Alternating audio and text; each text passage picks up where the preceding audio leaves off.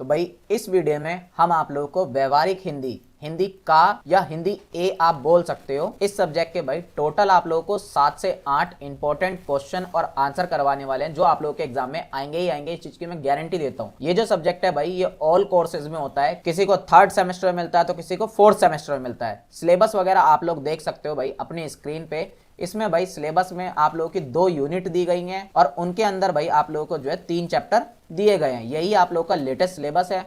मैं गारंटी देता हूं भाई अगर आप इस वीडियो को देखकर चले आओगे, नोट्स को पढ़ के चले आओगे, फिर आप लोगों को कुछ और करने की जरूरत नहीं पड़ेगी। इसी से ही आप जो है बहुत अच्छे मार्क्स से पास आउट हो जाओगे। नोट्स का लिंक भाई मैंने नीचे डिस्क्रिप्शन में दे दिया है, अदरवाइज आप लोग व्हाट्सएप पे भी कांटेक्ट करके नोट्स को खरीद सकते हो। जो हमारा पहला क्वेश्चन है, इस पहले क्वेश्चन में हम लोगों से भाई व्यवहारिक हिंदी के बारे में पूछा जा रहा है कि जो व्यवहारिक हिंदी होती है इसका मतलब क्या होता है, ये होती क्या है और इसके साथ साथ इसके कौन कौन से क्षेत्र है, मतलब किन किन क्षेत्रों में व्यवहारिक हिंदी का यूज किया जाता है। इस चीज को हमें एक्सप्लेन करना है अपने फर्स्ट क्वेश्चन में। इसके साथ साथ भाई व्यवहारिक हिंदी की उपयोगिता क्या होती है ये भी आप लोगों से पूछा जा सकता है, तो आपको कंफ्यूज नहीं होना है। आइए अपने इस क्वेश्चन को समझते हैं। तो भाई देखो मैंने यहाँ पे इसका परिचय लिख रखा है, इसका इंट्रोडक्शन लिख रखा है। पहले इस चीज को समझ लेते हैं, व्यवहारिक हिंदी का मतलब क्या होता है, इसका अर्थ क्या होता है, इस चीज को समझ लेते हैं। उसके बाद हम बाकी चीजों को समझेंगे। देखो भाई सबसे पहले आप ये समझो कि व्यवहारिक का मतलब क्या होता है। व्यवहारिक का मतलब होता है सिंपल सा, जो हमारे बिहेवियर में, जो हमारे व्यवहार में आ रहा है, ठीक है। हम जो अपनी डेली लाइफ जीते हैं उसमें हम एक हिंदी का यूज करते हैं ना। मेनली जो नॉर्थ इंडिया है ना, यहाँ पे मेनली ज्यादातर लोग जो है हिंदी का यूज करते हैं। तो जो हमारे व्यवहार में हिंदी यूज की जा रही है, हम अपने डेली लाइफ में हिंदी का यूज कर रहे हैं, इसी हिंदी को कहीं ना कहीं व्यवहारिक हिंदी कहा जाता है, ठीक है भाई। अब यही हिंदी भाई प्रशासन के क्षेत्र में, सरकारी क्षेत्रों में, जनसंचार के क्षेत्रों में, विज्ञान के क्षेत्रों में अलग अलग तरीकों से यूज की जाती है ना। उनकी शब्दावली, जो वर्ड मीनिंग होती है उनकी अलग अलग क्षेत्रों की हिंदी की, वो थोड़ी अलग अलग हो जाती है ना। जैसे कि प्रशासन के क्षेत्र में कुछ अलग हिंदी के वर्ड होते हैं और विज्ञान के क्षेत्र में कुछ अलग हिंदी के वर्ड होते हैं, जो बाकी डेली लाइफ से, बाकी नॉर्मल लाइफ से काफी अलग होते हैं ना। इसी तरीके की हिंदी को हमें यहाँ पर समझना है, ठीक है। देखो भाई यहाँ पे मैंने व्यवहारिक हिंदी का जो अर्थ है वो भी लिख रखा है, यहाँ पे लिखा पड़ा है, व्यवहारिक हिंदी वह सरल और स्पष्ट हिंदी है जिसका प्रयोग दैनिक जीवन, कार्यालय, प्रशासन, शिक्षा, व्यापार और सामाजिक व्यवहार में किया जाता है। मतलब व्यवहारिक हिंदी एक ऐसी हिंदी है जिसका प्रयोग हम अपनी डेली लाइफ में, अपने प्रशासन के क्षेत्र में, अपने कार्यालय के क्षेत्र में, अपनी शिक्षा के क्षेत्र में, अपने व्यापार के क्षेत्र में, इन सारी जगहों पे कहीं न कहीं करते हैं, ठीक है। तो ऐसी हिंदी को कहीं न कहीं हम व्यवहारिक हिंदी कहा करते हैं। अब व्यवहारिक हिंदी के भाई कौन-कौन से क्षेत्र होते हैं, उन क्षेत्रों को कहीं न कहीं हम यहाँ पर एक-एक करके सबको समझेंगे, ठीक है। व्यवहारिक हिंदी के विविध क्षेत्र। तो सबसे पहला जो भाई व्यवहारिक हिंदी का क्षेत्र आता है वो आता है भाई प्रशासनिक क्षेत्र। अभी प्रशासनिक का क्या मतलब होता है? भाई देखो जो गवर्नमेंट से रिलेटेड कामकाज होते हैं, जो सरकारी कामकाज होते हैं ना, प्रशासन के कामकाज होते हैं, उस प्रशासन के क्षेत्र के अंदर जो हिंदी का यूज किया जाता है उसे हम प्रशासनिक क्षेत्र या फिर प्रशासनिक व्यवहारिक हिंदी के अंदर पढ़ते हैं, ठीक है भाई। जैसे कि सरकारी कार्यालय होते हैं, उसके अंदर भाई किसी को आदेश दे देना, अधिसूचना, परिपत्र, कार्यालयीन पत्राचार, रिपोर्ट, ये जो कुछ हिंदी के वर्ड हैं, ये कहीं न कहीं ऐसे वर्ड है जिनका यूज कहीं न कहीं प्रशासन के क्षेत्र में ज़्यादातर किया जाता है, ठीक है। तो ऐसी हिंदी जिसका यूज, जिसका भाई इस्तेमाल कहीं न कहीं प्रशासन के क्षेत्र में किया जाता है, उसे हम प्रशासनिक क्षेत्र में पढ़ा करते हैं, ठीक है भाई। जो मेनली प्रशासन के क्षेत्र में हिंदी का यूज किया जाता है वो ज़्यादातर सरल होती है, ईज़ी होती है, स्पष्ट होती है और औपचारिक होती है। क्यों? क्योंकि वो गवर्नमेंट के द्वारा यूज की जा रही है। तो उसके अंदर भाई ज़्यादातर चीज़ें जो है एकदम इस तरीके से समझानी होती है उस हिंदी के अंदर, ताकि लोगों को, ज़्यादा से ज़्यादा लोगों को कहीं न कहीं आसानी से समझ में आ सके। जो भाई व्यावहारिक हिंदी होती है वो प्रशासन और नागरिकों के बीच कहीं न कहीं प्रभावी संवाद स्थापित करने का काम कहीं न कहीं करती है, ठीक है। इसके अलावा भाई शैक्षिक क्षेत्र आता है। अब देखो भाई एजुकेशन के क्षेत्र में जो हिंदी का यूज़ किया जा रहा है उसे हम भाई शैक्षिक व्यवहारिक हिंदी के अंदर पढ़ते हैं, ठीक है। जैसे प्रशासन के अंदर हमने प्रशासनिक हिंदी पढ़ी, इसी तरीके से शैक्षिक क्षेत्र के अंदर हम शैक्षिक व्यवहारिक हिंदी के बारे में जानते हैं, ठीक है। जो शिक्षा के क्षेत्र में हिंदी का यूज़ किया जा रहा है उस हिंदी को कहीं न कहीं हम व्यवहारिक हिंदी यहाँ पर कहा करते हैं, ठीक है। जो बुक्स के अंदर, जो अध्ययन सामग्री के अंदर, जो भाई क्वेश्चन पेपर्स के अंदर या फिर आंसर शीट के अंदर भाई जिन हिंदी का यूज़ किया जाता है, वो सारी हिंदी कहीं न कहीं भाई शैक्षिक क्षेत्र की व्यवहारिक हिंदी हुआ करती हैं, ठीक है भाई। बस आप आपको इतना ही समझ रहता है। इसके अलावा भाई व्यावसायिक और व्यापारिक क्षेत्र, भाई देखो जो बिज़नेस के क्षेत्र होते हैं या फिर जो इंडस्ट्रियल एरियाज़ होते हैं, उन क्षेत्रों में कहीं न कहीं जो हिंदी के यूज़ किया जाता है, उस हिंदी को कहीं न कहीं हम व्यावसायिक हिंदी या फिर व्यापारिक व्यावहारिक हिंदी कहा करते हैं, ठीक है भाई। जैसे कि भाई हिंदी में कोई विज्ञापन दे देना, कोई नोट लिखवाना, कोई हिंदी में बिल काट देना, हिंदी में रसीद, या फिर जो आपने ग्राहक सेवा केंद्र देखे होंगे जिस पे हम कॉल करते हैं, वहाँ पे भी हिंदी में बात होती है ना।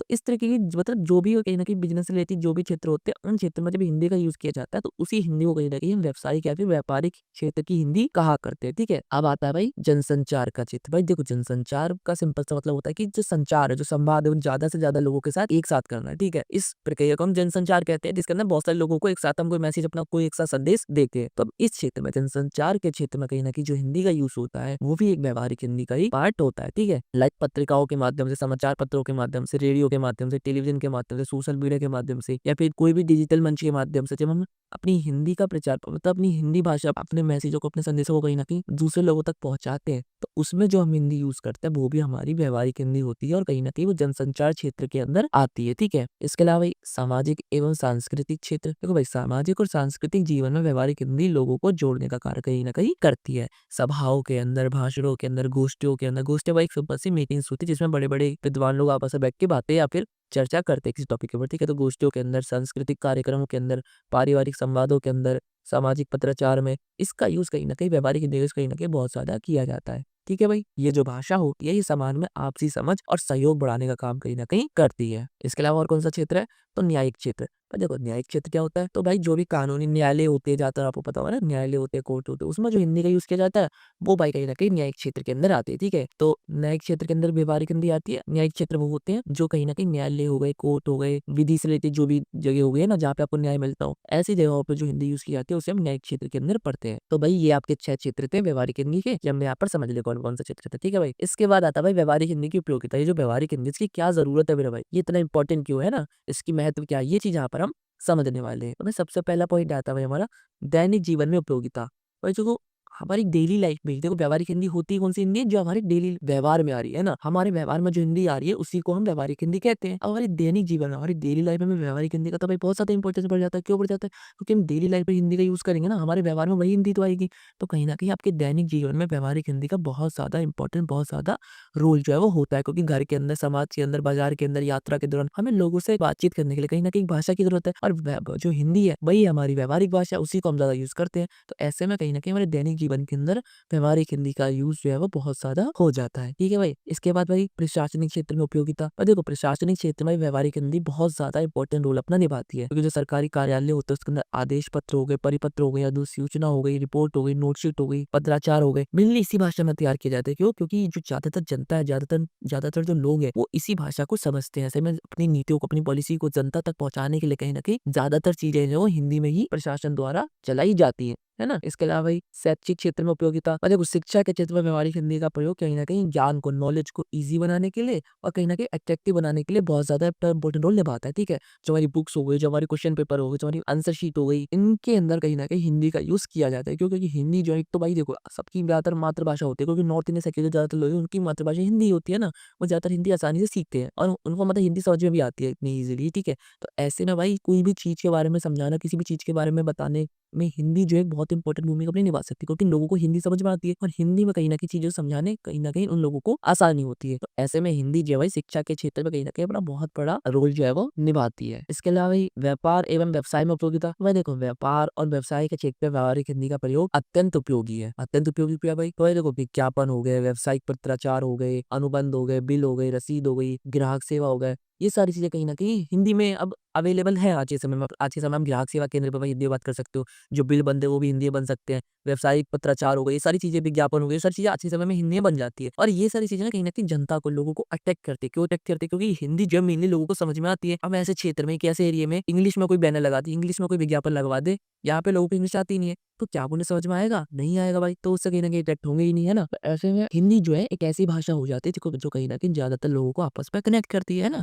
तो इससे कहीं ना कहीं ग्राहक जो है वो अट्रैक्ट होते हैं, ग्राहक कहीं ना कहीं आकर्षित होते हैं। ठीक है, तो इससे कहीं ना कहीं उत्पादों की, सेवाओं की जानकारी स्पष्ट रूप से लोगों तक पहुंचाई जा सकती है। ठीक है भाई, इसके अलावा भाई जनसंचार के क्षेत्र में उपयोगिता। देखो, जनसंचार का तो मैंने आपको मतलब समझा ही दिया था ना, अपने मैसेज को ज्यादा से ज्यादा लोगों तक पहुंचा देना। ठीक है, एक ही बार में। तो देखो, जनसंचार के क्षेत्र में व्यवहारिक हिंदी की भूमिका भी बहुत ज्यादा इंपॉर्टेंट रोल अपने निभाती है। समाचार पत्र हो गए, पत्रिकाएं हो गई, रेडियो हो गए, टेलीविजन हो गए, सोशल मीडिया हो गए, डिजिटल प्लेटफॉर्म हो गए, मेनली इन सभी जगहों पे ना हिंदी भाषा का ही यूज किया जाता है। क्यों, क्योंकि हमारी जो मेन ऑडियंस है वो कहीं ना कहीं हिंदी ही समझती है। ऐसे में कहीं ना कहीं इस भाषा का यूज़ जनसंचार के क्षेत्र में कहीं न कहीं बहुत ज़्यादा बढ़ जाता है। एक तो ये सिंपल भाषा है, प्रभावशाली भाषा है और शिक्षा, मनोरंजन, समाज के हर वर्ग तक कहीं न कहीं इस भाषा की पहुँच जो है वो होती है, क्योंकि समाज का हर वर्ग कहीं न कहीं इस भाषा को समझता है, जानता है, ठीक है? यह भाषा जो होती है कहीं न कहीं जनमत के निर्माण में बहुत ज़्यादा इम्पोर्टेंट होती है, ठीक है? व्यावहारिक हिंदी के माध्यम से सामाजिक जागरूकता और राष्ट्रीय चेतना को कहीं न कहीं बढ़ावा जो है वो मिलता है, ठीक है? इसके अलावा न्यायिक क्षेत्र में उपयोगिता,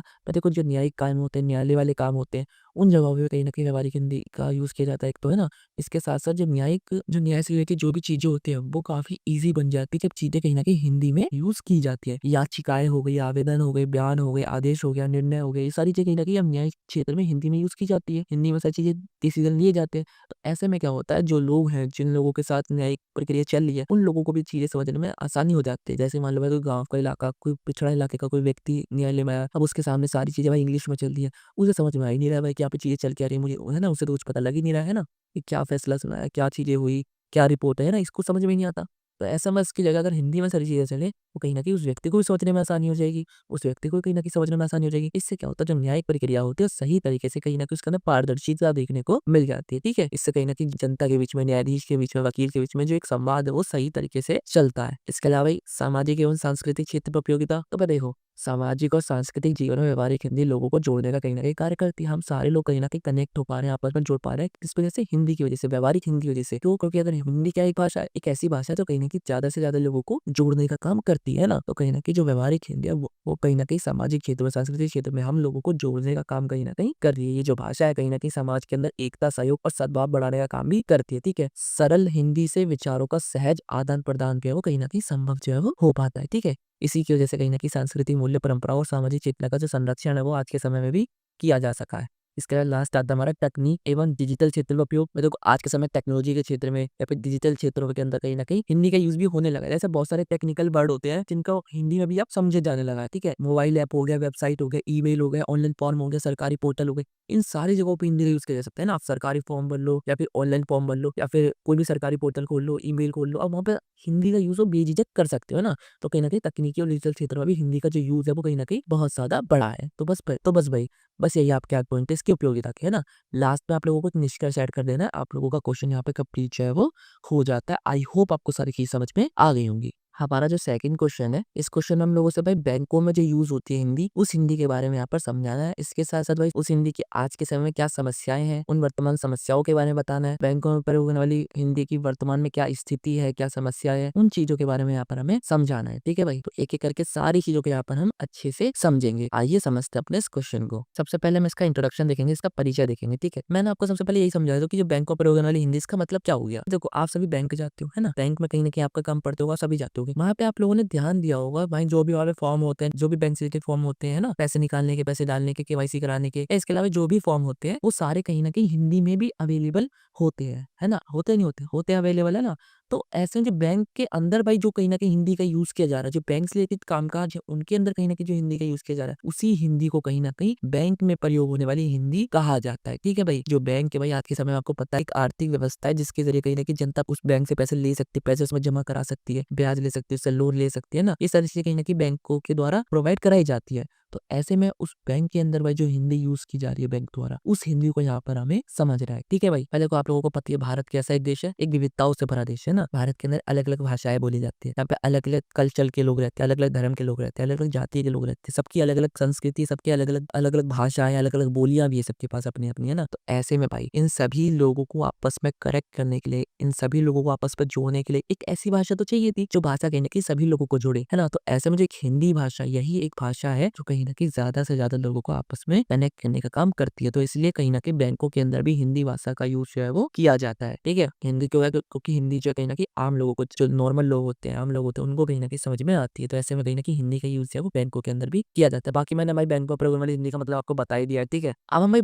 बैंकों में प्रचलित प्रमुख पारिभाषिक शब्द, भाई कुछ ऐसे शब्द जो बैंकों में यूज़ किए जाते हैं ना, वो शब्द देख लेते हैं एक बार, है ना? बस हमें यहाँ पे पारिभाषिक शब्द होता है, ये होता है कि कहीं न कहीं वो वर्ड जो कहीं न कहीं बैंकों के अंदर यूज़ जो है वो मेनली किए जाते हैं। जैसे कि आप लोगों लोगों ने खाता के बारे में सुना होगा कि सबका अकाउंट होता है ना, अकाउंट को हिंदी में खाता कहते हैं। तो खाता जो वर्ड है कहीं न कहीं बैंकों में यूज़ किया जाता है। इसके अलावा जो जमा वर्ड है, अपने पैसे आपने जमा करा है बैंकों के अंदर, है ना? तो ये जमा वर्ड है, डिपॉज़िट वर्ड है, ये भी कहीं न कहीं बैंकों में यूज़ किया जाता है ना? इसके अलावा ऋण, बैंकों से जब हम भाई लोन लेते हैं, ये वाले जो वर्ड होते हैं कहीं न कहीं ये भी मेनली बैंकों में यूज़ किए जाते हैं। इसके अलावा ब्याज, जब भाई बैंक हमें भाई पैसे देता है, ऋण देता है, लोन देता है, तो उसपे भाई कहीं न कहीं वो कुछ इंटरेस्ट लेता है, कुछ ब्याज लेता है। तो ये जो वर्ड होता है ये भी कहीं न कहीं भाई बैंकों के अंदर यूज़ किया जाता है। इसके अलावा भाई सावधि जमा या फिक्स डिपॉज़िट, एक निश्चित समय के लिए, एक फिक्स टाइम के लिए क्या करते हैं हम लोग अपना पैसा जो है बैंकों के अंदर जमा करा देते हैं और उससे हमें कुछ न कुछ इंटरेस्ट मिलता है, कुछ न कुछ ब्याज मिलता है ना? उससे कुछ थोड़ा पैसा ज़्यादा होकर हमें मिलता है, उसे कहते हैं हम सावधि जमा, ठीक है? या फिर फिक्स डिपॉज़िट या फिर बचत खाता। भाई देखो यह खाता सामान्य बचत के लिए खोला जाता है, जिसमें सीमित निकासी की सुविधा और ब्याज जो है वो मिलता है, ठीक है? सबका सेविंग अकाउंट होता है मेनली, है ना? इसके अलावा एक करंट अकाउंट या फिर चालू अकाउंट, जो बड़े-बड़े लोग होते हैं, बिज़नेसमैन लोग होते हैं, वो ज़्यादातर ये खाता खुलवाते हैं क्योंकि उनकी जो लेन-देन होती है वो कहीं न कहीं बहुत ज़्यादा बड़ी-बड़ी होती है, ठीक है? तो ऐसे में जो चालू खाता होता है मेनली बड़े लोग खुलवाते हैं। इसके अलावा चेक आप लोगों ने सुना होगा जिसमें हम चेक भर के कहीं न कहीं वो चेक बैंक को जमा करा देते हैं, पैसे जो हम निकाल सकते हैं। इसके अलावा ड्राफ्ट क्या होता है? तो देखो बैंकों द्वारा सुरक्षित भुगतान पत्र जिससे धनराशि एक स्थान से दूसरे स्थान पर भेजी जा सकती है, ठीक है? इसके अलावा एटीएम के बारे में आप लोगों ने सुना ही होगा, पैसे निकालने की एक मशीन होती है ना, इसे ऑटोमेटिक टेलर मशीन कहते हैं, जिसके जरिए कहीं न कहीं पैसे जो अपने निकाल सकते हैं। तो देखो ये कुछ वर्ड थे ना, इन वर्ड को आपको याद रखना है, कौन-कौन से वर्ड होते हैं। ये पूछा जा सकता है कि प्रमुख पारिभाषिक शब्द क्या कौन-कौन से बैंकों में, तो ऐसे में आप कुछ शब्द जो है ये बता सकते हैं, ठीक है भाई? अब मेनली हमारा जो क्वेश्चन हमसे पूछ रहा था कि भाई बैंकों में प्रयोग होने वाली हिंदी की वर्तमान स्थिति क्या है? आज के समय में जो भाई बैंकों के अंदर हिंदी यूज़ की जा रही है, उस हिंदी की कहीं न कहीं आज के समय में क्या स्थिति है, क्या सिचुएशन है, उस चीज़ को यहाँ पर हमें समझाना है, ठीक है? तो सबसे पहला पॉइंट आता है भाई आधिकारिक स्तर पर हिंदी का प्रयोग। भाई देखो भारत सरकार के राजभाषा अधिनियम एवं निर्देशों के अनुसार बैंकों में हिंदी का प्रयोग अनिवार्य किया गया कि भाई देखो गवर्नमेंट ने कहीं न कहीं ज़रूरी कर दिया कि बैंकों के अंदर हिंदी जो है वो ज़रूर यूज़ की जाएगी, ठीक है? तो आप बैंकों में जाते हो तो आपको पता है कि हिंदी का यूज़ वहाँ पर किया जाता है, वहाँ पे हिंदी में कम्युनिकेट किया जाता है आप लोगों से, है ना? इसके साथ-साथ कहीं न कहीं जो फॉर्म होते हैं, जो भी गवर्नमेंट के लिए जो भी फॉर्म होते हैं, बैंकों द्वारा जो जारी किए जाते हैं, तो कहीं न कहीं उनका यूज़ भी हिंदी के तहत कहीं न कहीं किया जाता है, ठीक है? जो अधिकांश राष्ट्रीयकृत बैंक है भाई, जो भाई बड़े बैंक है, जो नेशनल लेवल के बैंक है, उनमें भाई कार्यालय, पत्राचार, परिपत्र भाई देखो जो अधिकांश राष्ट्रीयकृत बैंक है, जिन अधिकांश राष्ट्रीयकृत बैंकों में कार्यालय, पत्राचार, परिपत्र, नोटिस, रिपोर्ट ये सारी चीज़ें कहीं न कहीं हिंदी में ही तैयार की जाती है। इसके अलावा हिंदी दिवस, हिंदी पखवाड़ा और हिंदी कार्यशालाओं के माध्यम से इसका प्रयोग को कहीं न कहीं बढ़ावा भी दिया जाता है बैंकों के अंदर ऐसी चीज़ें बनाकर, ठीक है? तो आज के समय में कहीं न कहीं बैंकों के अंदर हिंदी का यूज़ जो है वो सही तरीके से और अच्छे तरीके से कहीं न कहीं किया जाने लगा है, ठीक है? बट बिल्कुल भी ये नहीं कह सकते कि भाई पूरी तरीके से हिंदी यूज़ किया जाता है, कहीं न कहीं मतलब ठीक-ठाक हिंदी का यूज़ किया जा रहा है आज के समय में अधिकारी क्षेत्रों के अंदर बैंकों के अंदर, पर बहुत लेवल तक नहीं, बहुत ही स्तर तक कहीं-कहीं हमें कुछ समस्याएँ देखने को भी मिल जाती है। उन समस्याओं को तो हम बाद में और आगे पढ़ेंगे। इसके अलावा एक ग्राहक सेवा में हिंदी की स्थिति, ग्राहक सेवा का सिंपल सा मतलब ये होता है कि ग्राहक जो है उसकी सेवा के लिए कुछ लोगों को बैठा दे रहा है। जैसे कि भाई अगर मैंने किसी चीज़ से कोई कंपनी का कोई प्रोजेक्ट खरीदा, मुझे उस कंपनी के उस प्रोजेक्ट में कोई दिक्कत आ रही है, तो उससे रिलेटेड चीज़ों को भाई सुलझाने के लिए, सॉल्व कराने के लिए कहीं न कहीं मैं उसके ग्राहक सेवा केंद्र से बात कर सकता हूँ, जहाँ पे वो मेरी समस्या को सुनेंगे और उसका कहीं न कहीं कोई समाधान मुझे बताएँगे। इसी तरीके से ग्राहक सेवा जो केंद्र होते हैं, वो कहीं न कहीं बैंकों के भी होते हैं, ठीक है? तो अब बहुत सारी चीज़ें कहीं न कहीं ग्राहक सेवा केंद्र जो आप लोगों ने ध्यान दिया होगा, वो सारी चीज़ें कहीं न कहीं हिंदी में भी अवेलेबल होती है ना। जो ग्राहक सेवा केंद्र वाले होते हैं, वो आप लोगों से हिंदी में कम्युनिकेट कर सकते हैं, इंग्लिश में कम्युनिकेट कर सकते हैं ना, तो इससे कहीं न कहीं हिंदी को भी बढ़ावा मिला है ताकि लोग आपस में हिंदी में कम्युनिकेट कर सकें, है ना? इसके अलावा भाई खाता खोलने के फॉर्म, पासबुक, सूचना पुस्तिकाएँ, कुछ आवेदन पत्र, ये सारी चीज़ें कहीं न कहीं हिंदी में उपलब्ध कराए जाते हैं, ठीक है? इससे क्या होता है, इससे हिंदी भाषी ग्राहकों को कहीं न कहीं सुविधा जो है वो मिल जाती है, ठीक है? किंतु कई शाखाओं में क्या होता है, कर्मचारी हिंदी में स्पष्ट संवाद नहीं कर पाते, जिससे ग्राहक पूरी जानकारी नहीं ले पाते। आप लोगों ने ऐसा देखा भी होगा कि बहुत सारे ऐसे बैंक्स भी होते हैं ना, जहाँ पे ज़्यादातर इंग्लिश का यूज़ किया जाता है, इंग्लिश में कहीं न कहीं कम्युनिकेट किया जाता है। तो इससे क्या होता है, एक ऐसा व्यक्ति जो हिंदी समझता है, उसे इंग्लिश नहीं आती, उसको कहीं न कहीं चीज़ों को समझने में कहीं न कहीं समस्या आ जाती है। इसके अलावा बैंकिंग प्रपत्रों एवं दस्तावेज़ों में हिंदी, देखो जो अधिकांश बैंक है, बैंकों के अंदर भाई जो हमें जमा निकासी की पर्ची पर देखो आप लोगों ने पैसे जमा कराने वाली पर्चियाँ देखी होंगी, पैसे निकालने वाली पर्ची देखी होगी, केवाईसी का फॉर्म देखा होगा, ऋण आवेदन करने का कोई फॉर्म देखा होगा, वो सारी चीज़ें कहीं न कहीं हिंदी में उपलब्ध होती हैं, ठीक है? इससे क्या होता है, ये सारी चीज़ें कहीं न कहीं हिंदी में उपलब्ध होती है। बट ये सारी जो हिंदी के फॉर्म होते हैं ना, ये सारी चीज़ें कहीं न कहीं सिर्फ ट्रांसलेट होती है। ट्रांसलेट करते समझ रहे हो? कि मतलब मेनली इंग्लिश में तैयार किए जाते हैं सारे फॉर्म, बट उन फॉर्म को हिंदी में ट्रांसलेट करा दिया जाता है। तो कई बार ट्रांसलेशन में गलतियाँ भी हो सकती हैं, जिससे कहीं न कहीं चीज़ों को समझने में अन्य लोगों को कहीं न कहीं दिक्कत का सामना करना पड़ सकता है, ठीक है? इससे क्या होता है, इससे सामान्य जो ग्राहक होते हैं, उनको कहीं न कहीं चीज़ें समझने में दिक्कत आ सकती है, ठीक है? इसके अलावा डिजिटल बैंकिंग में हिंदी की स्थिति, भाई देखो डिजिटल बैंकिंग क्या होती है भाई, जो आप नेट बैंकिंग का यूज़ करते होगे, है ना? बैंकों के जो ऐप होते हैं, उनके ज़रिए कहीं न कहीं जो बैंकिंग से रिलेटेड भाई जो चीज़ें, जो सर्विसेज़ है, उनका यूज़ करते होंगे, है ना? उन क्षेत्र में, उन जगहों पे भाई जो हिंदी का यूज़ किया जा रहा है, उसको कहीं न कहीं डिजिटल बैंकिंग में हिंदी का यूज़ कहा जा सकता है, ठीक है? डिजिटल जो ऐप होते हैं सारे, उसके अंदर भी अब हिंदी का यूज़ किया जा सकता है। आप हिंदी में चीज़ों को देख सकते हो, हिंदी में चीज़ों को कर सकते हो, है ना? तो कहीं न कहीं ये भी एक बढ़िया जो है काम हुआ है। इसके अलावा भाई प्रशिक्षण एवं कार्यशालाओं में हिंदी, देखो बैंकों में कर्मचारियों को हिंदी का प्रयोग सिखाने के लिए समय-समय पर ट्रेनिंग जो है वो कहीं न कहीं कहीं देती रहनी चाहिए। भाई देखो जो बहुत सारे कर्मचारी होते हैं जो कहीं न कहीं दूसरे एरिया से आए होते हैं, दूसरी जगहों से आए होते हैं, मतलब साउथ साइड से आ जाते हैं, तो वो लोग अब भाई कहीं न कहीं इंग्लिश इतनी वो ज़्यादातर उनकी जो बिहेवियर में लैंग्वेज होती है, वो कहीं न कहीं इंग्लिश होती है। तो ऐसे में उनको कहीं न कहीं हिंदी समझने में दिक्कत होती है। तो कहीं न कहीं ऐसे कर्मचारियों को कहीं न कहीं ट्रेनिंग जो है वो देती रहनी चाहिए समय-समय पर, जिससे कहीं न कहीं वो हिंदी को समझ सके और कहीं न कहीं हिंदी उनकी भी अच्छी हो, ताकि वो कहीं न कहीं लोगों को, ग्राहकों को चीज़ों को समझा सके हिंदी भाषा में भी, ठीक है? इससे क्या होता है, इससे कर्मचारियों की हिंदी की क्षमता में सुधार होता है। फिर भी कई अधिकारी इसे औपचारिक दायित्व मानकर अपनाते हैं, ना कि व्यावहारिक आवश्यकता के रूप में। मतलब ऐसे बस काम गवर्नमेंट ने कह दिया इसलिए कर रहे हैं, वरना उनका कोई मतलब पर्सनली वो नहीं होता कि भाई हाँ, हमें हिंदी सीखनी चाहिए, नहीं, है ना? ऐसे भी पर्सनली उनका वो नहीं होता। बस एक गवर्नमेंट ने अगर ऐसा कहा है तो भाई सीख लेते हैं, वरना कोई ज़रूरी नहीं है। इस तरीके से कहीं न कहीं उनका बिहेवियर हो जाता है। तो इसे कहना है कि औपचारिक दायित्व ना मानकर हमें अपनी व्यावहारिक आवश्यकता के रूप में इसे अपनाना चाहिए, ताकि हिंदी को सीख सके। इसके अलावा हिंदी विभाग एवं राजभाषा कार्यान्वयन, देखो लगभग सभी बड़े बैंकों में राजभाषा विभाग स्थापित है। राजभाषा विभाग क्या होता है, जहाँ पे हिंदी का यूज, मतलब हिंदी के यूज को देखा जाता है, ठीक है, कि हिंदी का यूज बैंकों के अंदर किया जा रहा है या नहीं किया जा रहा है, ठीक है। तो भाई लगभग सभी बड़े बैंकों के अंदर राजभाषा विभाग स्थापित होता है, जो हिंदी के प्रयोग की निगरानी करते हैं, ठीक है। राजभाषा निरीक्षण, लक्ष्य निर्धारण और प्रोत्साहन योजनाओं को कहीं न कहीं इनके माध्यम से कहीं न कहीं हिंदी को कहीं न कहीं बढ़ावा देने का काम कहीं न कहीं किया जाता है, ठीक है। वार्षिक रिपोर्ट में हिंदी के प्रयोग का उल्लेख किया जाता है कि हिंदी का यूज किस तरीके से किया जा रहा है, बैंकों के अंदर किया जा रहा है, नहीं किया जा रहा है। ये सारी चीजें कहीं न कहीं इसके अंदर, इस विभाग के अंदर कहीं न कहीं देखी जाती है, ठीक है। इसके अलावा एक ग्रामीण एवं अर्धशहरी क्षेत्रों में हिंदी की स्थिति, देखो जो ग्रामीण इलाके होते हैं, जो अर्धशहरी इलाके होते हैं, वहाँ तो भाई मेनली हिंदी का ही यूज किया जाता है, ठीक है। क्यों हिंदी का यूज किया जाता है, क्योंकि वहाँ पे ग्रामीण क्षेत्रों में या फिर जो अभी पूरी तरीके से डेवलप नहीं हुए हैं, वहाँ के जो लोग होते हैं, वहाँ के लोगों को कहीं न कहीं हिंदी ही मेनली आती है। तो ऐसे में कम्युनिकेट करने के लिए लोगों से कहीं न कहीं लोगों को आप अपने में जोड़ने के लिए, अपने बैंकों की तरफ अट्रैक्ट करने के लिए हिंदी का यूज करना बहुत ज़्यादा इंपॉर्टेंट जो है वो हो जाता है, ठीक है। इसके अलावा हिंदी के प्रति दृष्टिकोण और स्वीकार्यता, देखो वर्तमान समय बैंकों में हिंदी के प्रति सकारात्मक दृष्टिकोण विकसित हो रहे हैं, ठीक है। ज्यादातर जो बैंक है कहीं न कहीं हिंदी को अपना रहे हैं, हिंदी भाषा का यूज कर रहे हैं अपने कामों में। जो बड़े-बड़े अधिकारी हैं वो भी कहीं न कहीं इसकी आवश्यकता को कहीं न कहीं समझने लगे हैं। इससे क्या हो रहा है, इससे कहीं न कहीं हिंदी जो है उसका यूज़ जो है वो ज़्यादातर सही तरीके से और ज़्यादा से ज़्यादा बड़े लेवल पे किया जाने लगा है, ठीक है भाई। इसके बाद आता है भाई बैंकों में प्रयोग वाली हिंदी की वर्तमान समस्या है। आज के समय में भाई इसकी क्या समस्या है, क्या प्रॉब्लम्स है, उन प्रॉब्लम्स को यहाँ पर हम समझेंगे। तो सबसे पहले भाई प्रॉब्लम है अंग्रेजी का अत्यधिक प्रभुत्व। भाई देखो आज के समय में हिंदी भाषा की कॉम्पिटिटर बनी पड़ी है इंग्लिश भाषा इंडिया के अंदर, ठीक है। ज़्यादातर जो लोग होते हैं वो इंग्लिश भाषा सीखने पर ज़्यादा फोकस करते हैं, ज़्यादा ध्यान देते हैं। क्यों? क्योंकि उन्हें लगता है कि भाई इंग्लिश अगर सीख लेंगे तो इससे क्या होगा, इससे हमें जॉब बन जाएगी, इससे हमें नौकरी मिल जाएगी, बस इंग्लिश भाषा आनी चाहिए। अब एक सोसाइटी भी, जो एक समाज है, उसने भी यही सारी धारणा बना रखी है, यही सारी चीज़ें बना रखी हैं कि अगर आपको इंग्लिश आती है तो आपको आसानी से जॉब मिल जाएगी, आपको आसानी से काम मिल जाएगा, है ना? तो ऐसे में कहीं न कहीं ज़्यादातर लोग जो है वो इंग्लिश भाषा सीखने में फोकस कर रहे हैं और कहीं न कहीं जो उनकी खुद की भाषा हिंदी, उसको कहीं न कहीं भूलते जा रहे हैं। तो इसी कारण से अंग्रेज़ी भाषा का जो प्रभुत्व है, जो भाई इसका वर्चस्व बढ़ते जा रहा है सीखने का, इस कारण से कहीं न कहीं हिंदी जो है उसका यूज़ कहीं न कहीं कम होते जा रहा है, जो कि कहीं न कहीं एक समस्या बनती जा रही है। बैंक इसके अलावा एक तकनीकी और जटिल शब्दावली की समस्या, भाई देखो जो बैंकों के क्षेत्र में हिंदी यूज़ की जाती है ना, उसके जो वर्ड मीनिंग्स होते हैं, उसके जो वर्ड होते हैं, कहीं न कहीं काफ़ी कठिन होते हैं हिंदी के अंदर। तो ऐसे में वो हिंदी में समझने में थोड़ी कहीं न कहीं दिक्कत दे जाती है। इंग्लिश में वर्ड कहीं न कहीं आसान होते हैं, ईज़ी होते हैं। बट उन वर्डों का जो हिंदी ट्रांसलेशन होता है, जो हिंदी में मतलब होता है, वो कहीं न कहीं बहुत ज़्यादा कठिन हो जाता है, चीज़ें समझ में आती नहीं है लोगों को बहुत से वो। तो इससे कहीं न कहीं जो कठिन शब्दावली है, ये भी कहीं न कहीं एक समस्या जो है वो बनी पड़ी है। इसके अलावा एक कर्मचारियों में हिंदी की दक्षता की कमी, भाई देखो बहुत सारे ऐसे कर्मचारी होते हैं बैंकों के अंदर, जिन्हें हिंदी नहीं आती है, जो हिंदी बिल्कुल भी नहीं जानते हैं। तो ऐसे में भाई कहीं न कहीं ये भी एक बहुत बड़ी समस्या जो है वो बनी पड़ी है। क्यों? क्योंकि भाई जो अन्य व्यक्ति आ रहा है, जो हिंदी जानता है, वो उस व्यक्ति के साथ कम्युनिकेट नहीं कर पाएगा। क्यों? क्योंकि सामने वाले को हिंदी नहीं आती, उसे इंग्लिश नहीं आती। इस तरीके से कहीं न कहीं जो कम्युनिकेशन है, वो डेवलप नहीं हो पाएगा, वो विकसित नहीं हो पाएगा और इससे कहीं न कहीं जो लोग होंगे, वो कहीं न कहीं बैंकों में जाने से बचेंगे। तो ये भी एक बहुत बड़ी समस्या जो है वो बनती जा रही है। इसके अलावा भाई डिजिटल बैंकिंग में हिंदी की सीमित प्रयोग, भाई देखो डिजिटल बैंकिंग होती है, जैसे कि आपने जितने भी बैंकों के मोबाइल ऐप वाले बैंक होते हैं, या फिर इसके अलावा आप पेटीएम को ही देख लो, फ़ोन पे को देख लो, है ना? इसमें भी मेनली इंग्लिश का यूज़ किया जाता है। आप हालाँकि हिंदी में यूज़ कर सकते हो, बट जो उसमें हिंदी के वर्ड आ जाते हैं ना, वो वर्ड कहीं न कहीं कठिन होते हैं इंग्लिश भाषा के मुकाबले, है ना?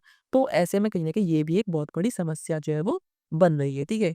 हिंदी अनुवाद की गुणवत्ता की समस्या, भाई देखो ट्रांसलेशन की बहुत बड़ी समस्या होती है। इंग्लिश में तो सब कुछ सही लिखा पड़ा है, बट उसका जब हिंदी ट्रांसलेशन कर दिया जाता है, वो ट्रांसलेशन जो होता है ना, वो सही नहीं होता है बहुत सारी जगहों पे। बहुत सारी जगहों पे उसका अर्थ वो नहीं निकलता जो इंग्लिश में था। इससे क्या होता है, इससे कहीं न कहीं चीज़ें समझने में कहीं न कहीं मिसअंडरस्टैंडिंग हो जाती है। इसके अलावा भाई मानसिकता और दृष्टिकोण की समस्या, भाई देखो बैंकों में अब भी यही धारणा बनी पड़ी है कि अंग्रेजी अधिक प्रतिष्ठित है और व्यावसायिक है। भाई देखो बैंकों में क्या, हमारी पूरी सोसाइटी के अंदर, हमारे पूरे समाज के अंदर ना यही धारणा बनी पड़ी है कि इंग्लिश जो है वो बहुत ज़्यादा अच्छी भाषा है, वही सबसे ज़्यादा बड़ी अच्छी भाषा है। अगर इंग्लिश आती है तो आप एजुकेटेड हो, आप पढ़े लिखे हो, बस इतना मान लिया जाता है। अगर आपको अच्छी से इंग्लिश बोलनी आती है, आप अच्छे से इंग्लिश कम्युनिकेट कर सकते हो, आपको ये मान लिया जाएगा कि आप बहुत ज़्यादा पढ़े लिखे हो, ठीक है? तो एक दृष्टिकोण, एक समाज की जो मानसिकता है ना, वो काफ़ी खराब होती चली गई है, जो कहीं न कहीं हिंदी के विकास में कहीं न कहीं बाधा बनने का काम कर रही है। इसके अलावा क्षेत्रीय भाषाओं के साथ समन्वय की कठिनाई, देखो भारत बहुभाषी देश है, भारत के अंदर अलग-अलग भाषाएँ बोली जाती है, तेलुगु, कन्नड़, हिंदी, गुजराती, मराठी, पंजाबी, है ना? अलग-अलग भाषा, अब हर स्टेट, जहाँ स्टेट में जाओ वहाँ पे आपको अलग भाषा मिल जाएगी, है ना?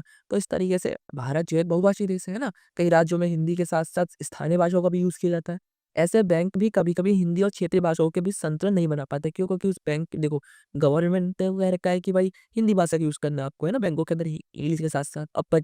अब वो जिस स्टेट बैंक है वहाँ पर भाई अलग भाषा बोली जाती है, वहाँ पे तेलुगु बोली जाती है, वहाँ कन्नड़ बोली जाती है। तो ऐसे भाई बैंक को भाई कहीं न कहीं इनके साथ भी कोई ये देख के चल रही है कि भाई वहाँ पे भाई कन्नड़ में भाई चीज़ें फॉर्म निकाले, तेलुगु में चीज़ें निकाले, है ना? ये सारी चीज़ें भी कहीं न कहीं एक समस्या जो है वो बन जाती है। इसके अलावा ये निरीक्षण और कार्यान्वयन की कमजोरी पर, देखो जो निरीक्षण किया जाता है, देखो बैंकों में हिंदी का यूज़ किया जा रहा है, नहीं किया जा रहा है, ये सारी चीज़ें देखने के लिए भी एक संस्था को बनाया गया है, ठीक है? अब वो संस्था भाई अपना काम कर रही है, नहीं कर रही है, चीज़ों को देख रही है, नहीं देख रही है। ये भी एक बड़ी समस्या है कि हिंदी का यूज़ बैंकों के अंदर किया जा रहा है, अगर नहीं किया जा रहा है तो इसको भाई देखा जा रहा है, भाई नहीं देखा जा रहा है, इसको इसकी भाई कहीं न कहीं रिपोर्ट की जा रही, नहीं की जा रही है ना? ये सारी चीज़ें देखने का भी एक बहुत बड़ी समस्या जो है वो बन जाती है। लास्ट में आप लोगों को निष्कर्ष शेयर करते हैं ना, आप लोगों का क्वेश्चन जो यहाँ पे पूरी तरीके से कंप्लीट जो है वो हो जाता है। आप लोगों का जो तीसरा क्वेश्चन है ना, इस क्वेश्चन में आप लोगों से संपर्क भाषा के बारे में पूछा जा रहा है कि संपर्क भाषा क्या होती है? इसका क्या महत्व है ना? इसका अखिल भारतीय स्वरूप क्या है?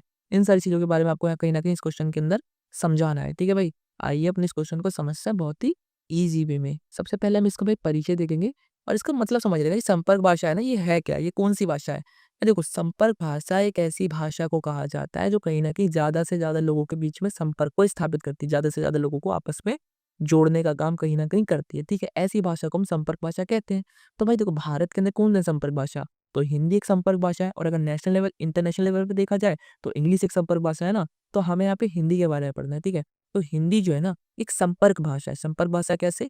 ये भाई नॉर्थ इंडिया, साउथ इंडिया, हर तरह से भाई भारत के लोगों को आपस में जोड़ने का काम करती है, क्योंकि हिंदी ही एक ऐसी मातृभाषा है जो कहीं न कहीं ज़्यादातर लोगों को समझ में आती है ना? तो ज़्यादा से ज़्यादा लोगों के बीच कम्युनिकेशन स्थापित करने के लिए, संवाद स्थापित करने के लिए जिस भाषा का प्रयोग किया जाता है, उस भाषा को हम संपर्क भाषा कहते हैं। भारत के अंदर संपर्क भाषा कौन-सी भाषा है? तो हिंदी भाषा जो है, ये कहीं न कहीं संपर्क भाषा कहलाती है इंडिया के अंदर, ठीक है भाई? अब संपर्क भाषा हिंदी के अखिल भारतीय रूप के बारे में हम यहाँ पर समझेंगे, ठीक है?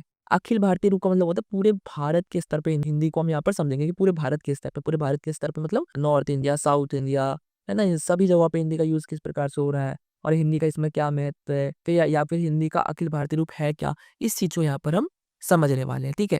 तो सबसे पहला पॉइंट आता है भाई इसका हमारा भाषाई एकता का माध्यम। देखो, भाषाई एकता का माध्यम क्या? तो देखो, जो हिंदी भाषा है, मैंने आपको यहाँ पे समझा ही दिया कि हिंदी भाषा कैसी भाषा है? एक संपर्क भाषा हम उसे कहते हैं जो कहीं न कहीं ज़्यादा से ज़्यादा लोगों को जोड़ने का काम करती है। तो हिंदी भाषा कैसी भाषा है? एक संपर्क भाषा है। ये देश के अलग-अलग हिस्से के लोगों को, अलग-अलग संस्कृति के लोगों को, अलग-अलग समूह के लोगों को कहीं न कहीं आपस में जोड़ने का काम कहीं न कहीं करती है, ठीक है? अलग-अलग जगह से आए लोग, अलग-अलग संस्कृति के लोग आपस में कनेक्ट कर सकते हैं, आपस में कम्युनिकेशन कर सकते हैं, किसकी वजह से? हिंदी की वजह से, ठीक है? तो भाषाई एकता का माध्यम है कहीं न कहीं संपर्क भाषा या फिर हिंदी भाषा। इसके अलावा ये सरकारी और प्रशासनिक उपयोग पर, देखो जो केंद्र सरकार होती है, राज्य सरकार होती है, वो अपने पत्राचारों के अंदर, आदेशों के अंदर, अधिसूचना के अंदर, रिपोर्ट के अंदर, योजनाओं के अंदर कहीं न कहीं हिंदी का यूज़ व्यापक स्तर पर कहीं न कहीं करते हैं। यह जो भाषा होती है कहीं न कहीं प्रशासन और जनता के बीच एक संवाद स्थापित करने का काम भी करती है, ठीक है? क्यों? क्योंकि जनता, जो हमारी एक बड़ी ऑडियंस जो है कहीं न कहीं हिंदी समझती है, तो ऐसे में कहीं न कहीं लोगों तक अपने मैसेज पहुँचाना, गवर्नमेंट द्वारा अपने संवाद को पहुँचाने के लिए कहीं न कहीं हिंदी का यूज़ जो मेनली किया जाता है। शिक्षा और ज्ञान का माध्यम, तो देखो हिंदी संपर्क भाषा के रूप में शिक्षा में भी महत्वपूर्ण भूमिका निभाती है। कैसे भाई? देखो, मान लो प्राथमिक स्तर की शिक्षा है, माध्यमिक स्तर की शिक्षा है, उच्च स्तर की शिक्षा है, इन सभी के अंदर आप लोग हिंदी में जो शिक्षा को, एजुकेशन को कहीं न कहीं प्राप्त कर सकते हो, है ना? इसके साथ-साथ जो भी बुक्स होती है गवर्नमेंट द्वारा जो मिलते हैं, स्कूल की जो भी बुक्स होती हैं, है ना? जो भी भाई क्वेश्चन पेपर्स होते हैं, उन सभी जगहों पे कहीं न कहीं हिंदी का यूज़ किया जाता है। क्यों किया जाता है? क्योंकि एक ऑडियंस हमारी जो मेनली हिंदी समझने वाली है। ऐसे में भाई बच्चों को भी कहीं न कहीं हिंदी जो मेनली सिखाई जाती है। इसके अलावा सांस्कृतिक और सामाजिक एकता, तो देखो हिंदी विभिन्न प्रदेशों और भाषाई समूह को जोड़ने में मदद कहीं न कहीं करती है। भाई अलग-अलग भाषा बोलने वाले लोगों को कहीं न कहीं जोड़ने का काम कौन करती है? हिंदी करती है, ठीक है? सामाजिक, सांस्कृतिक और धार्मिक कार्यक्रमों में हिंदी का प्रयोग लोगों को एक मंच पर कहीं न कहीं लेकर आता है, ठीक है? यह भाषा समुदाय के बीच सहयोग, सौंदर्य, भाईचारे की भावना को कहीं न कहीं बढ़ाने का काम भी करता है, ठीक है? अखिल भारतीय स्तर देखो, अखिल भारतीय स्तर का सिंपल सा मतलब होता है कि पूरे भारत के स्तर पर, ठीक है? तो अखिल भारतीय स्तर पर ये सांस्कृतिक और परंपराओं के आदान-प्रदान का भी कहीं न कहीं संभव बना पड़ता है कि भाई कहीं न कहीं लोग जहाँ आपस में कनेक्ट करते हैं, इससे क्या होता है आपस में जो उनके कल्चर है, जो उनकी संस्कृति है, उनका आदान-प्रदान जो है वो होता है। इसके अलावा भाई मीडिया और जनसंचार में भूमिका देखो, जनसंचार का मतलब तो सभी चीज़ें क्या है ना? तो देखो संपर्क भाषा के रूप में हिंदी समाचार पत्रों, पत्रिकाओं, रेडियो, टीवी और डिजिटल मीडिया पर कहीं न कहीं व्यापक रूप से यूज़ की जाती है भाई। आप लोगों ने जो भी डिजिटल प्लेटफ़ॉर्म देखे होंगे, जो भी भाई न्यूज़पेपर्स देखे होंगे समाचार पत्र देखे होंगे, ज़्यादातर देखो इंग्लिश का यूज़ भी होता है, पर ज़्यादातर भारत के अंदर कहीं न कहीं ऐसी जगह इन सारी चीज़ों पे कहीं न कहीं हिंदी का यूज़ किया जाता है, ठीक है? क्यों? क्योंकि हिंदी ही मेनली ऑडियंस को समझ में आती है। हिंदी का प्रयोग जनसंचार में लोगों तक संदेश पहुँचाने के लिए प्रभावी और सरल तरीका होता है, क्योंकि हिंदी सबको समझ में आती है, ऐसे में कहीं न कहीं सभी तक आसानी से मैसेज पहुँचाने के लिए कहीं न कहीं हिंदी का यूज़ किया जाता है। इसके अलावा व्यापार और आर्थिक क्षेत्र में उपयोगिता, तो भाई देखो हिंदी संपर्क भाषा और व्यापारिक आर्थिक गतिविधियों में भी कहीं न कहीं उपयोगी होती है। भाई जो भी हमारी भाई व्यापारिक गतिविधि होती है, जो भी आर्थिक गतिविधि उसके अंदर भी कहीं न कहीं हिंदी जो है मेनली यूज़ की जाती है, ठीक है? विभिन्न राज्यों और भाषाई समूहों के व्यापारी और ग्राहक हिंदी का प्रयोग करके समझ और लेन-देन कहीं न कहीं सरल बना सकते हैं। भाई देखो ग्राहक होते हैं, जो व्यापारी होते हैं, उनके बीच में अगर हिंदी में कम्युनिकेट हो, हिंदी में कम्युनिकेशन हो, है ना? तो इससे क्या हो सकता है, इससे कहीं न कहीं उनकी जो भी संवाद, उनकी जो भी बातचीत है वो कहीं न कहीं सरल बन सकते हैं और कहीं न कहीं ईज़ी बन सकती है, ताकि उनको आपस में चीज़ों को समझ में आने लगे। ये जो भाषा होती है, जो लैंग्वेज होती है, बैंकिंग, व्यापारिक पत्राचार, विज्ञापन, अनुबंधों में भी कहीं न कहीं यूज़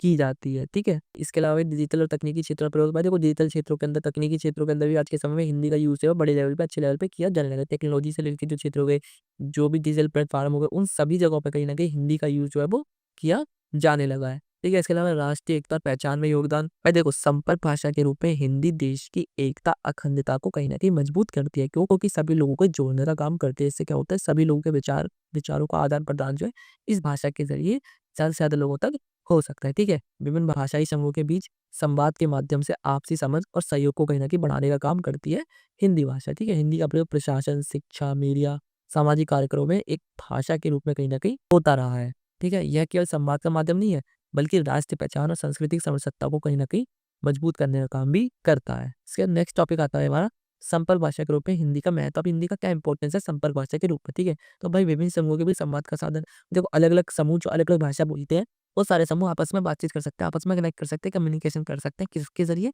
हिंदी भाषा के ज़रिए। तो क्योंकि हिंदी एक ऐसी भाषा है जो ज़्यादा से ज़्यादा लोगों को समझ में आती है, ठीक है? तो कहीं न कहीं विभिन्न भाषाई समूहों के बीच संवाद का साधन भी कहलाता है, ठीक है?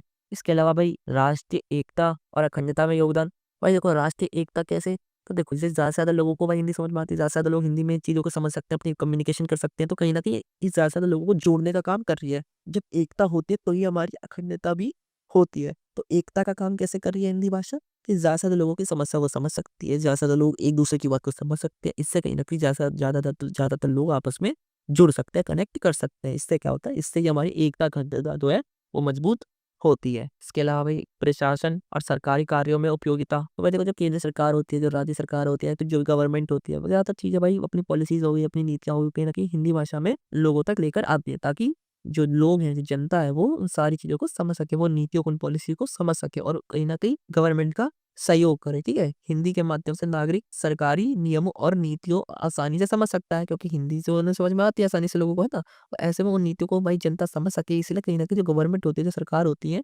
राज्य सरकार हो चाहे केंद्र सरकार हो, कहीं न कहीं अपनी नीतियों को, अपनी पॉलिसियों को कहीं न कहीं हिंदी में ही लेकर आती है। इसके अलावा भाई शिक्षा और ज्ञान के माध्यम, देखो हिंदी संपर्क भाषा के रूप में शिक्षा में भी महत्वपूर्ण भूमिका निभाती है।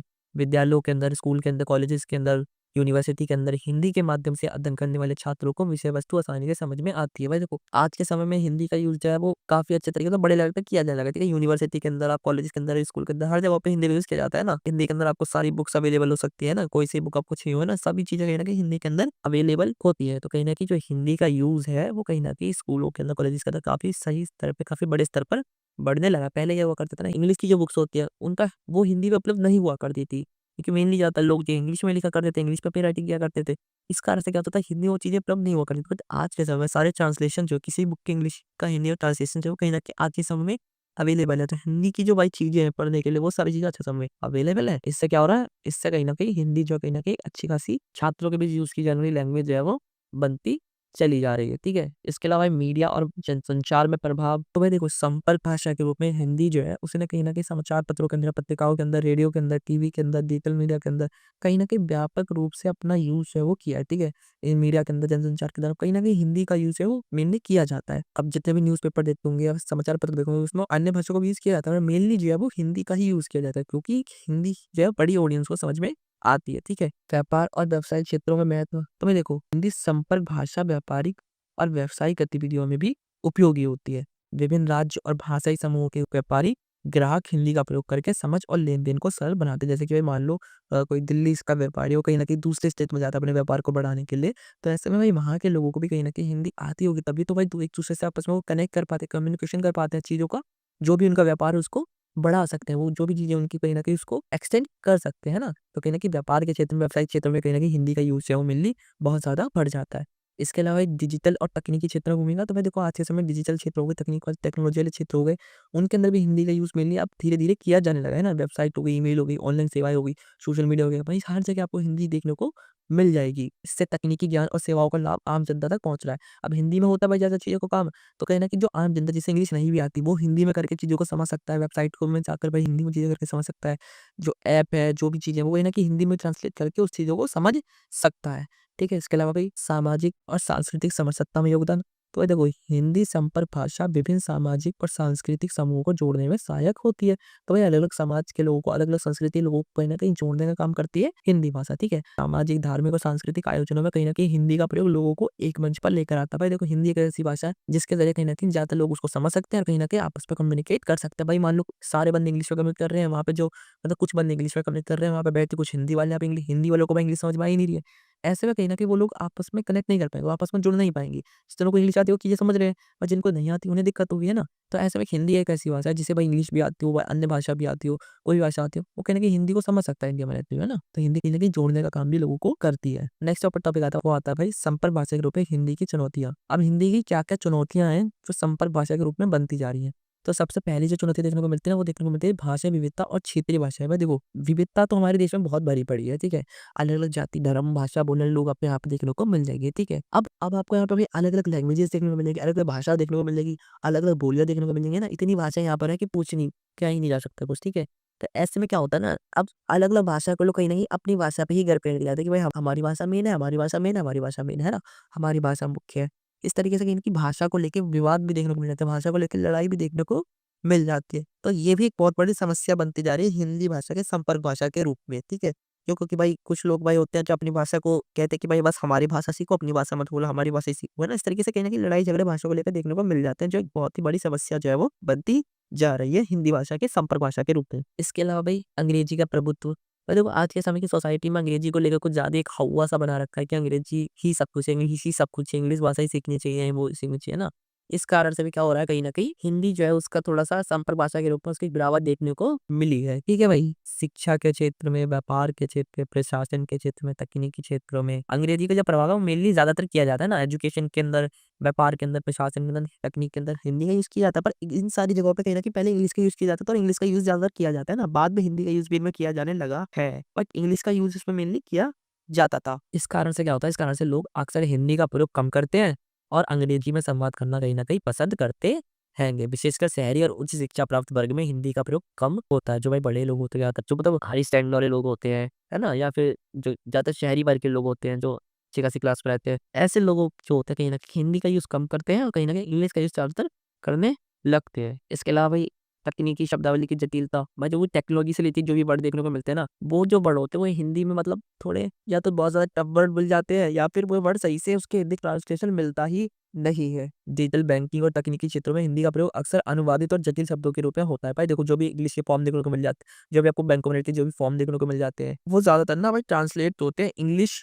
फॉर्म के। तो ऐसा समझो ट्रांसलेशन के जो फॉर्म होते हैं, जो भी ट्रांसलेशन रिलेटेड जो भी चीज़ होती है ना, उसमें जो वर्ड आते हैं वो कहीं न कहीं बहुत ज़्यादा टफ होते हैं, जो लोगों को समझने में कहीं न कहीं दिक्कत देते हैं। तो ये भी एक समस्या हैगी। इसके अलावा ये हिंदी शिक्षण में असमानता, भाई देखो, भारत के विभिन्न राज्यों में हिंदी शिक्षा का स्तर समान नहीं है। कुछ राज्यों में इसे स्कूल और कॉलेजों में माध्यमिक शिक्षा के रूप में पढ़ा जाता है, जबकि कई दक्षिण और पूर्वी राज्यों में इसे प्राथमिक रूप से नहीं सिखाया जाता। प्राथमिक रूप से मतलब कि फर्स्ट से जो 8 तक की एजुकेशन होती है, आप लोगों ने ध्यान देखो, उसके अंदर आपको हिंदी पढ़ाई जाती है। नॉर्थ इंडिया में तो मेनली है ना, बट साउथ इंडिया में क्या होता है, वहाँ की जो लोकल लैंग्वेज होती है वो पढ़ाई जाती है वहाँ पर उनकी प्राथमिक भाषा के रूप में। पर इससे क्या होता है, ज़्यादातर लोग वहाँ के जो होते हैं या तो फिर वहाँ की प्राथमिक भाषा को सीखते हैं या फिर इंग्लिश भाषा को सीखते हैं। जो हिंदी भाषा होती है उसकी कहीं न कहीं कमी देखने को मिलती है, वहाँ पे लोग वो नहीं सीखते, कहीं न कहीं इससे क्या होता है उन्हें हिंदी भाषा आगे चल के समझ में नहीं आती है। इसके अलावा ये मानसिकता और सामाजिक दृष्टिकोण, अब कई लोगों की मानसिकता में हिंदी को केवल ग्रामीण या औपचारिक भाषा माना जाता है। मतलब हिंदी का मतलब थोड़ा-सा एक जो रिस्पेक्ट है वो कहीं न कहीं कम होती जा रही है लोगों के बीच में। जबकि जो अंग्रेजी भाषा है उसे एक हाई स्टैंडर्ड की भाषा मानी जाती है, हाई स्टैंडर्ड की लैंग्वेज मानी जाती है, और जो हिंदी भाषा है उसे कहीं न कहीं लो स्टैंडर्ड की भाषा मानी जाती है ना? ऐसा माना जाता है। समाज की एक ऐसी मानसिकता जो है वो बन चुकी है ना? इसी दृष्टिकोण के कारण लोग दैनिक जीवन में और कार्यालयों के अंदर, व्यापार में भी कहीं न कहीं हिंदी का प्रयोग कम करते हैं। छोटे-छोटे वर्ड जो हैं वो तो कहीं न कहीं उनमें भी इंग्लिश का यूज़ करने लग जाते हैं। इसके अलावा भाई मीडिया और डिजिटल सामग्री में असमानता, तो भाई देखो, जो भाई मीडिया होती है, जो भी डिजिटल सामग्री होती है, जो भी डिजिटल चीज़ें होती हैं, उसके अंदर भाई कहीं न कहीं हमें हिंदी में असमानता देखने को मिल जाती है। कैसे? तो भाई देखो, संपर्क भाषा के रूप में हिंदी का व्यापक प्रभाव सुनिश्चित करने के लिए मीडिया और डिजिटल प्लेटफ़ॉर्म पर सामग्री की पर्याप्त उपलब्धता ज़रूरी होती है। हालाँकि समाचार पत्र हो गए, रेडियो हो गए, टीवी हो गए, सोशल मीडिया में हो गए, इन सभी जगहों पे हिंदी का यूज़ किया जाता है। फिर भी तकनीकी और शैक्षिक सामग्री में इसकी कमी हमें देखने को कहीं न कहीं मिल जाती है। डिजिटल सेवाएँ हो गई, ऐप हो गई, वेबसाइट हो गई, वहाँ पर कहीं न कहीं अंग्रेजी का प्रभुत्व अभी भी बना पड़ा है। मतलब मेनली जो वेबसाइटें होती हैं डिजिटल जो भी होती हैं, वो कहीं न कहीं वहाँ पे मेनली इंग्लिश का यूज़ किया जाता है ना। हिंदी का यूज़ किया भी जाता है तो कहीं न कहीं उसका ट्रांसलेशन नहीं उपलब्ध होता है। इस असमानता के कारण संपर्क भाषा के रूप में हिंदी का प्रभाव कहीं न कहीं कम होता जा रहा है।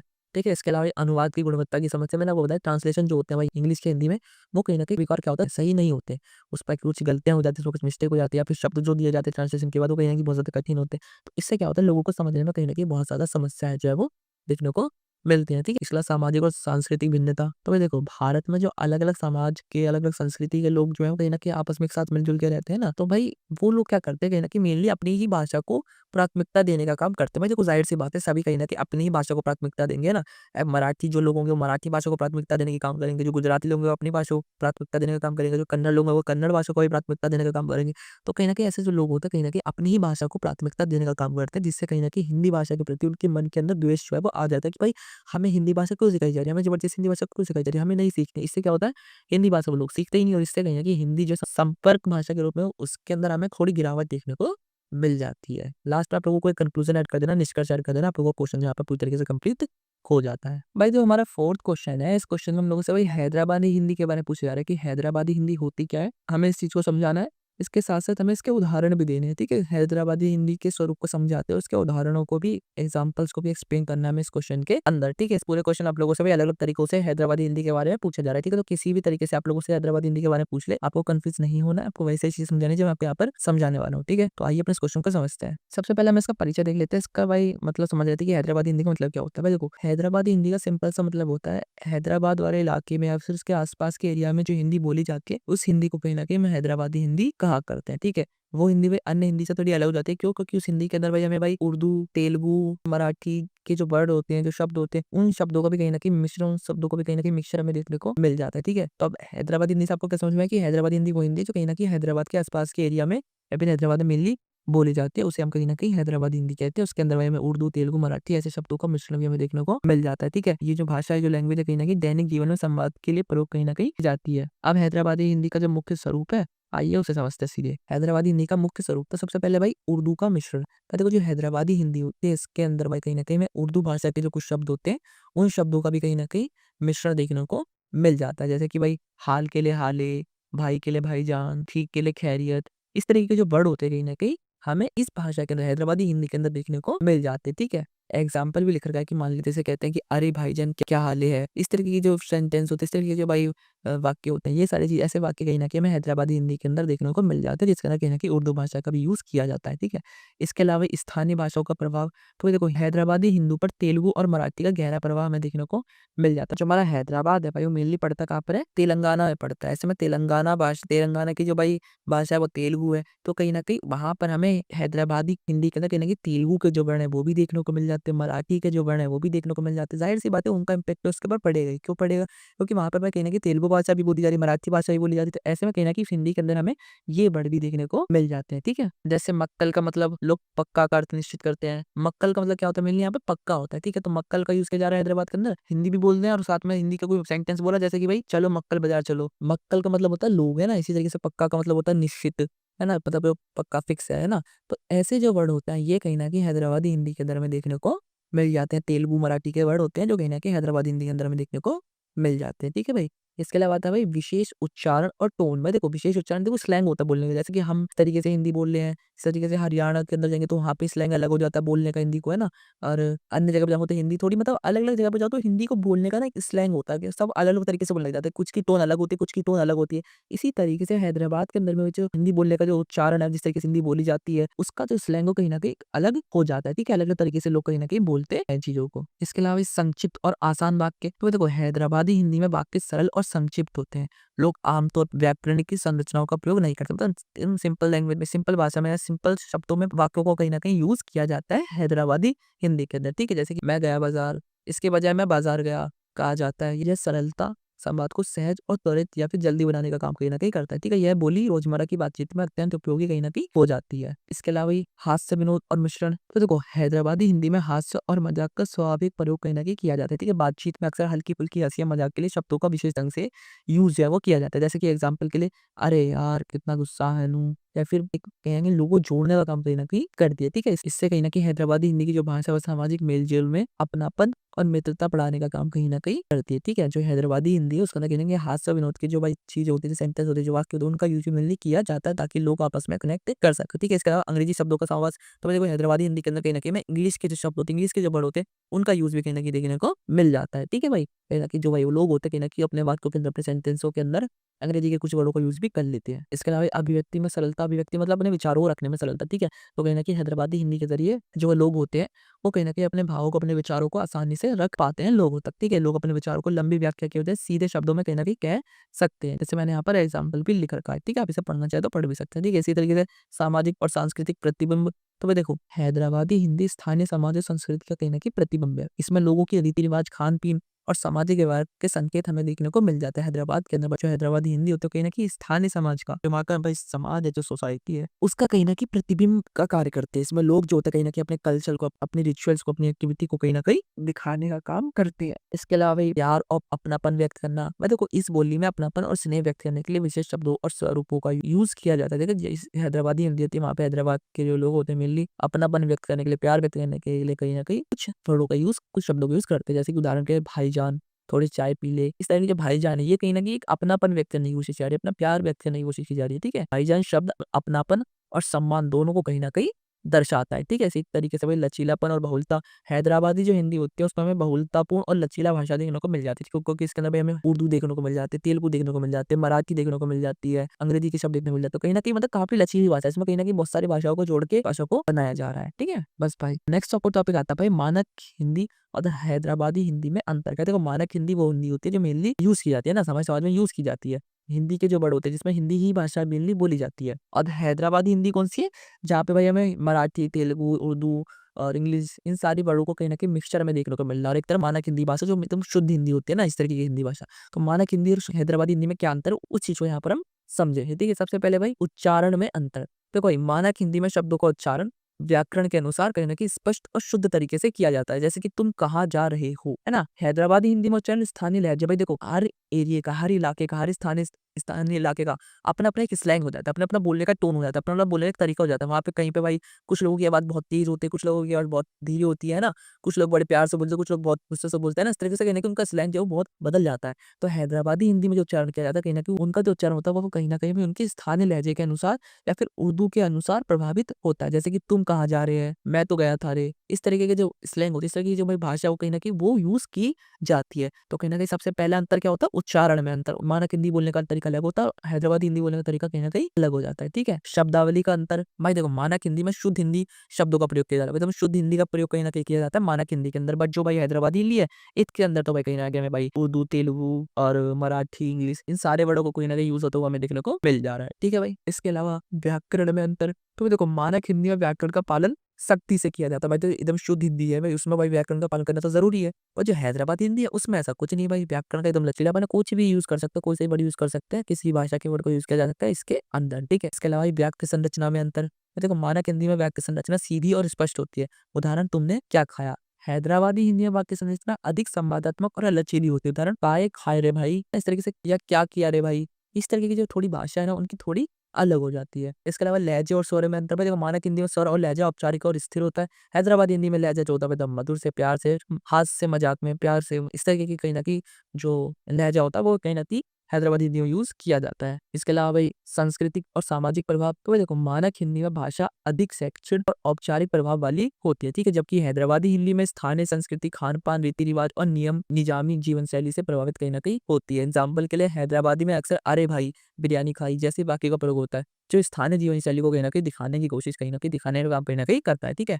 हास्य और व्यंग्य का अंतर, मानक हिंदी में औपचारिक संवाद में व्यंग्य का प्रयोग कम होता है। व्यंग्य मतलब किसी का मज़ाक-वज़ाक उड़ाना या फिर किसी का मज़ाक उड़ाना, इस तरह की चीज़ें ये कहीं न कहीं मानक हिंदी में कम यूज़ की जाती है। बल्कि जबकि जो हैदराबादी हिंदी होती है, उसके अंदर वही व्यंग्य हो गए, मज़ाक हो गए, हल्का-फुल्का मज़ाक, ये सारी चीज़ें कहीं न कहीं उस तरह की हिंदी में चलता है, ठीक है। उदाहरण के लिए, तुम तो मज़ाक का पक्का सिपाही हो। यहाँ रे, और यहाँ जो रे आया है ना, ये हास्यपूर्ण लहजा हैदराबादी शैली का कहीं न कहीं प्रतीक है। रे जो वर्ड है ना कि हैदराबादी हिंदी में मेनली यूज़ जाता है, ठीक है। इसके अलावा आता है हमारा अंतर्राष्ट्रीय पहचान और समझ। तो देखो मानक हिंदी जब भाई भारत के विभिन्न भागों में समझी और प्रयोग की जाती है। हैदराबादी हिंदी मेनली कहाँ पे बोली जाती है? सिर्फ हैदराबाद के अंदर, हैदराबाद और उसके आस-पास के इलाकों के अंदर, ठीक है। पूरे भारत हैदराबादी हिंदी को नहीं समझा जा सकता। लास्ट में आप लोगों को एक निष्कर्ष शेयर कर देना है, कंक्लूजन ऐड कर देना। आप लोगों को जो क्वेश्चन है वह पूरी तरीके से कंप्लीट हो जाता है। हमारा जो 5वां क्वेश्चन है, इस क्वेश्चन में हम लोगों से मॉल में ग्राहक और विक्रेता, जो ग्राहक होते हैं जो सामान को खरीदते हैं, जो विक्रेता होते हैं जो सामान को बेचते हैं, उनके बीच में यूज होने वाली हिंदी को हमें यहाँ पे एग्जाम्पल सहित समझाना है, ठीक है भाई। कि किस तरीके से बातचीत करते हैं, किस तरीके से सामान को खरीदते हैं, किस तरीके से विक्रेता अपने सामान को बेचता है, किस तरीके से एक ग्राहक सामान खरीदता है, उनके बीच में क्या क्या कम्युनिकेशन होती है, क्या क्या बातचीत होती है, उसको हमें यहाँ पर एग्जाम्पल सहित यहाँ पर चीजों को समझाना है, ठीक है। इसके साथ साथ भाई आप लोगों से भाई हिंदी के कुछ विशिष्ट रूपों का उल्लेख भी पूछा जा सकता है कि मॉल में प्रयुक्त होने वाली हिंदी के कुछ विशिष्ट रूपों के बारे में बताइए ना, तो उस चीज को भी समझेंगे। सबसे पहले हम इसका परिचय देख लेते हैं। हमें ना देखो ये पता भी तो होना चाहिए मॉल में प्रयोग होने वाली हिंदी का मतलब यहाँ पे क्या होता है। तो भाई देखो आप लोग मॉल जाते होंगे ना, मॉल के अंदर भाई अलग अलग स्टोर होते हैं, अलग अलग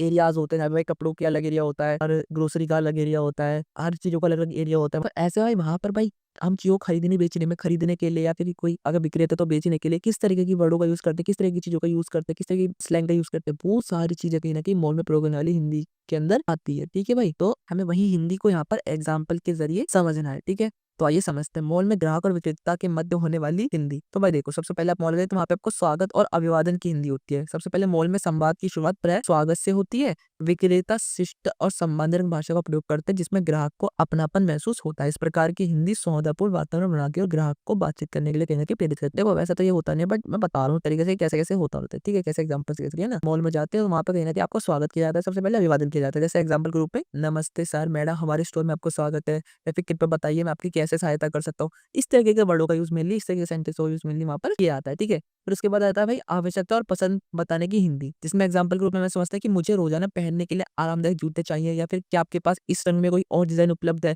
इस तरीके की बातें हम मॉल के अंदर जाते हैं तो यहाँ पे देखते हैं कि भाई इस तरह की चीजें यहाँ पे उपलब्ध है, नहीं उपलब्ध है, इस तरह की चीजें हम पूछते हैं वहाँ पर, ठीक है। इसके अलावा भाई मूल्य और छूट संबंधित हिंदी, तो देखो इस ड्रेस की कीमत 2,999 है, इस पर अभी 40% की छूट चल रही है। इस तरह की चीजें वहाँ पर मॉल के अंदर हमें देखने को मिल जाती है, ठीक है। कि मूल्य और छूट से संबंधित हिंदी और गुणवत्ता और विशेषताओं का वर्णन, तो मैं देखो गुणवत्ता और विशेषता बताने के लिए किस तरीके की हिंदी यूज किया जाता है कि यह कपड़ा शुद्ध कॉटन का है, गर्मियों के लिए उपलब्ध है, इस मोबाइल की बैटरी लंबे समय तक चलती है। इस तरह की चीजें हमें वहाँ पे देखने को मिल जाती है। इस तरह की हिंदी समय देखने को वहाँ पे मिल जाता है, ठीक है। इसके अलावा भाई सुविधा और सेवा से जुड़ी हिंदी, तो ग्राहक सुविधा को ध्यान में रखते हुए प्रयोग की जाने वाली हिंदी सहयोगात्मक होती है, ठीक है। इसमें ट्रायल, एक्सचेंज, रिटर्न, वारंटी जैसी बातें शामिल होती है। उदाहरण के लिए आप चाहे तो ट्रायल रूम में पहनकर देख सकते हैं, बिल के साथ इसे 7 दिन के अंदर बदला जा सकता है। ये हिंदी भी कहीं ना कहीं मॉल के अंदर यूज की जाती है, ठीक है। इसके अलावा भाई भुगतान संबंधित हिंदी। अब भुगतान संबंधित हिंदी क्या, जब हमने सामान खरीद लिया उसके बाद हमें चीजों को भाई बिल पे करना होता है, समय जो कम्युनिकेशन होता है वो होते हुए भुगतान संबंधित हिंदी। इसमें आप नगद, कार्ड या यूपीआई से भुगतान कर सकते हैं, भुगतान काउंटर सामने की ओर है। इस तरह की जो हिंदी होती है भुगतान संबंधित हिंदी होती है, ठीक है। इसके बाद आती है भाई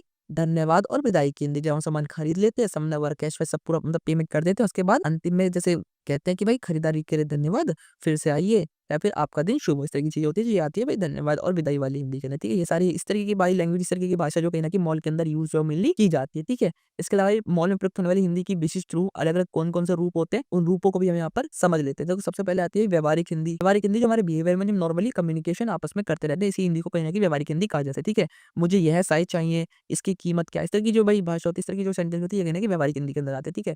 फिर मिश्रित हिंदी। मिश्रित हिंदी होती है जिसमें हम अलग-अलग भाषा के शब्दों को आपस में जोड़ के बोलते हैं, जैसे कि हिंदी और इंग्लिश को बोलकर कि इस प्रोडक्ट पर अच्छा डिस्काउंट है, जैसे कि ये सब तो हिंदी में हो गया, ये प्रोडक्ट है और ये डिस्काउंट ये कैसे इंग्लिश वर्ड के हुए, है ना? तो जब इंग्लिश और हिंदी दोनों को आपस में जोड़ के बोलते हैं तो इसे हम कहते हैं मिश्रित हिंदी, ठीक है? इसके अलावा भाई शिष्ट एवं विनम्र हिंदी। तो भाई देखो मॉल में संवाद के दौरान शिष्ट और विनम्र हिंदी का विशेष महत्व जो है वो होता है, ठीक है? विक्रेता ग्राहकों से सम्मानपूर्वक बात करता है ताकि उन्हें अच्छा अनुभव मिले और वो कहीं न कहीं उनके इस सामान को, उनके प्रोडक्ट को कहीं न कहीं खरीदे, ठीक है? एग्ज़ाम्पल के रूप में कृपया इधर आइए, धन्यवाद, फिर से पधारिए, इस तरह की जो सेंटेंस होती है ये कहीं न कहीं शिष्ट एवं विनम्र हिंदी के अंदर आते हैं, ठीक है? इसके अलावा सूचनात्मक हिंदी, देखो ये मॉल में सूचनात्मक हिंदी का प्रयोग दिशा निर्देश, सुविधा और नियमों की जानकारी देने के लिए कहीं न कहीं किया जाता है, ठीक है? यह जो हिंदी होती है इसमें स्पष्ट और सीधी जानकारी कहीं न कहीं जनता या ग्राहकों तक या फिर जो सामान खरीदने आए हैं उन लोगों तक पहुँचाई जाती है, ठीक है? उदाहरण के लिए लिफ्ट दूसरी मंजिल पर है, पार्किंग बेसमेंट पे उपलब्ध है। ये सारी जो हिंदी होती है कहीं न कहीं सूचनात्मक हिंदी होती है, ठीक है? इसके अलावा ये प्रचारात्मक हिंदी, तो जो ग्राहकों को आकर्षित करने के लिए मॉल में प्रचारात्मक हिंदी का व्यापक प्रयोग किया जाता है। इस हिंदी का उद्देश्य बिक्री को बढ़ाना होता है। इसमें आकर्षक शब्द, छोटे वाक्य और सकारात्मक भाव होते हैं। ऑफर, सेल,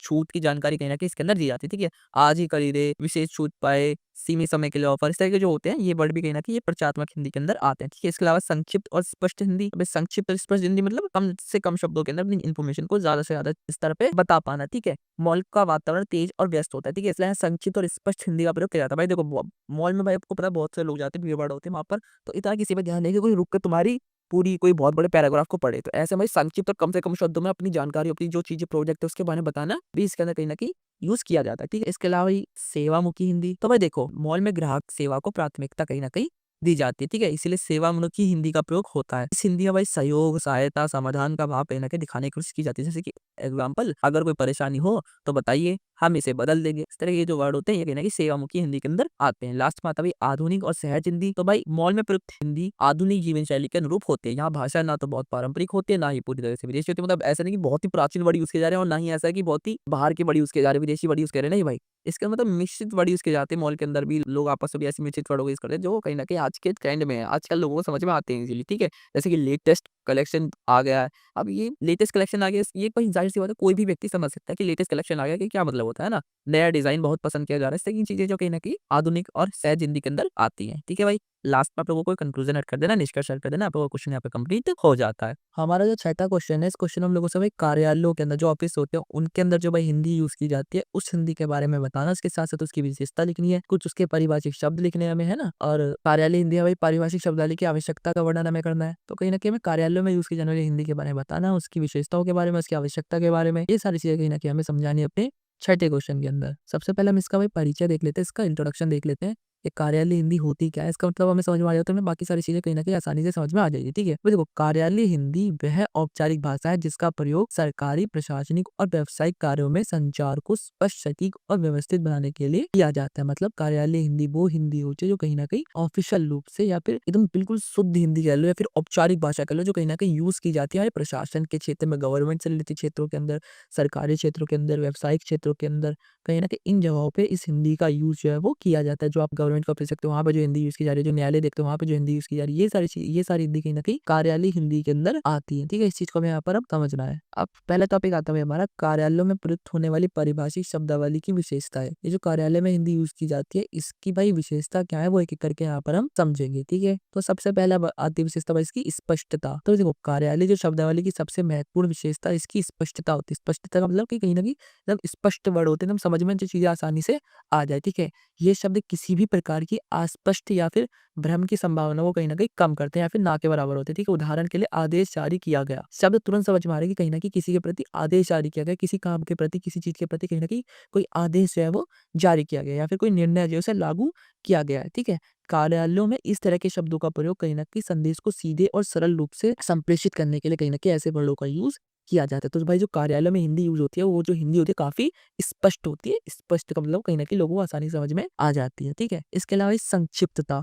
अब देखो भाई, पारिभाषिक शब्दावली का दूसरा गुण संक्षिप्तता होती है। संक्षिप्तता का मतलब होता है कि बहुत बड़ा कोई पैराग्राफ लिख रहा, उसको या कुछ शब्दों में, कुछ ही वर्डों में कहीं न कहीं उस चीज़ को समझा देना है ना, इस चीज़ को कहते हैं संक्षिप्तता। मतलब कि कम शब्दों में अपनी बातों को, अपने विचारों को आसानी से लोगों को समझा देना, ठीक है? अब जो कार्यालयीय हिंदी होती है, इसके अंदर भी भाई कहीं न कहीं संक्षिप्तता का यूज़ किया जाता है। ये शब्द लंबे वाक्यों और अनावश्यक विवरणों की आवश्यकता को कम करते हैं। उदाहरण के लिए प्रस्ताव स्वीकृत कहना, पूरे वाक्य इस प्रस्ताव को स्वीकृति दी गई। इससे मतलब मान लो कोई एक सेंटेंस में ये कह रहा है कि इस प्रस्ताव को स्वीकृत किया गया, और एक में कह रहा है कि प्रस्ताव स्वीकृत। दोनों का मतलब कहीं न कहीं एक है कि प्रस्ताव को स्वीकार जो है वो कर लिया गया है, ठीक है? तो कहीं न कहीं अपने बड़े-बड़े वाक्यों को, लंबे-लंबे वाक्यों को कम से कम शब्दों में समझाया जाता है कार्यालयीय हिंदी के अंदर, ठीक है? इसके अलावा भाई विशिष्ट अर्थ, तो देखो जो कार्यालयीय शब्दावली होती है, जो वर्ड मीनिंग होती है कार्यालयों की, उनकी जो शब्दावली होती है उसमें प्रयुक्त शब्दों का अर्थ सामान्य भाषा की तुलना में अधिक विशिष्ट होता है। जैसे कि एग्जाम्पल लिख रखा है कि भाई बजट का अनुमोदन का क्या मतलब होता है भाई, बजट अनुमोदन का अर्थ केवल वित्तीय योजना की स्वीकृति से नहीं कि भाई बजट पास करवा दिया गया, नहीं भाई, इसका अर्थ, इसका मीनिंग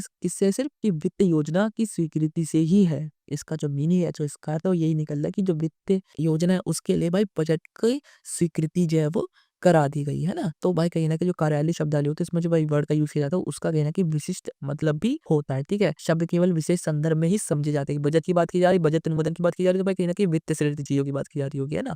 तो कहीं न कहीं जो वर्ड होते हैं, कहीं न कहीं उनका संदर्भ, जो उनका मतलब, जो कहीं न कहीं स्पेसिफिक चीज़ों के लिए ही समझा जाता है, ठीक है भाई? इसके अलावा ये आता है भाई हमारा औपचारिकता। अब औपचारिकता क्या होती है? तो देखो कार्यालयीय शब्दावली की भाषा हमेशा औपचारिक होती है। औपचारिक का मतलब ऑफिशियल होती है। उसमें जो भी वर्ड लिखे जाते हैं काफ़ी ऑफिशियल, ऐसे नहीं कि कुछ भी बना-बना के कुछ भी लिख दें, नहीं भाई, काफ़ी अच्छे लेवल के, अच्छे खासे वर्ड जो इसके अंदर यूज़ किए जाते हैं, अच्छे खासे सेंटेंस है वो यूज़ किए जाते हैं, ठीक है? यह कर्मचारियों और अधिकारियों के बीच पेशेवर दूरी और सम्मान बनाए रखने में कहीं न कहीं सहायक जो है वो होती है। उदाहरण के लिए सूचना प्रेषित की गई या फिर अनुरोध स्वीकार किया गया, जैसे जो शब्द है आम बोलचाल की भाषा की तुलना में अधिक गंभीर और औपचारिक होते हैं। भाई देखो हम नॉर्मल लाइफ में थोड़ी ऐसे हम कहते हैं कि भाई तेरा अनुरोध जो मैंने स्वीकार कर लिया, तूने जो भाई सूचना मुझे दी थी, मैंने उसको सूचना को प्रेषित कर दिया, दूसरों को बता दिया, ऐसे वर्ड थोड़ी यूज़ करते हैं। तो नॉर्मली पूछ सकते हैं कि भाई चल मैं तेरी बात मान लेता हूँ, या फिर सूचना को अगर सूचना वाली बात को कहूँ, मैं ऐसे कह सकता हूँ कि भाई मैंने तेरी बात भी दूसरों को बता दी। इस तरीके के वर्ड यूज़ करते हैं। बट कार्यालयों के अंदर ऐसे वर्ड यूज़ नहीं किए जाते। कार्यालयों के अंदर कहीं न कहीं ऑफिशियल जो वर्ड होते हैं, जो कहीं न कहीं औपचारिक वर्ड होते हैं, उनका यूज़ मेनली किया जाता है। इसके अलावा भी संगठनात्मक का उपयोग, तो मैं देखो पारिभाषिक शब्दावली का उपयोग कार्यालय में विभिन्न दस्तावेजों और प्रक्रिया के समान रूप से किया जाता है, ठीक है?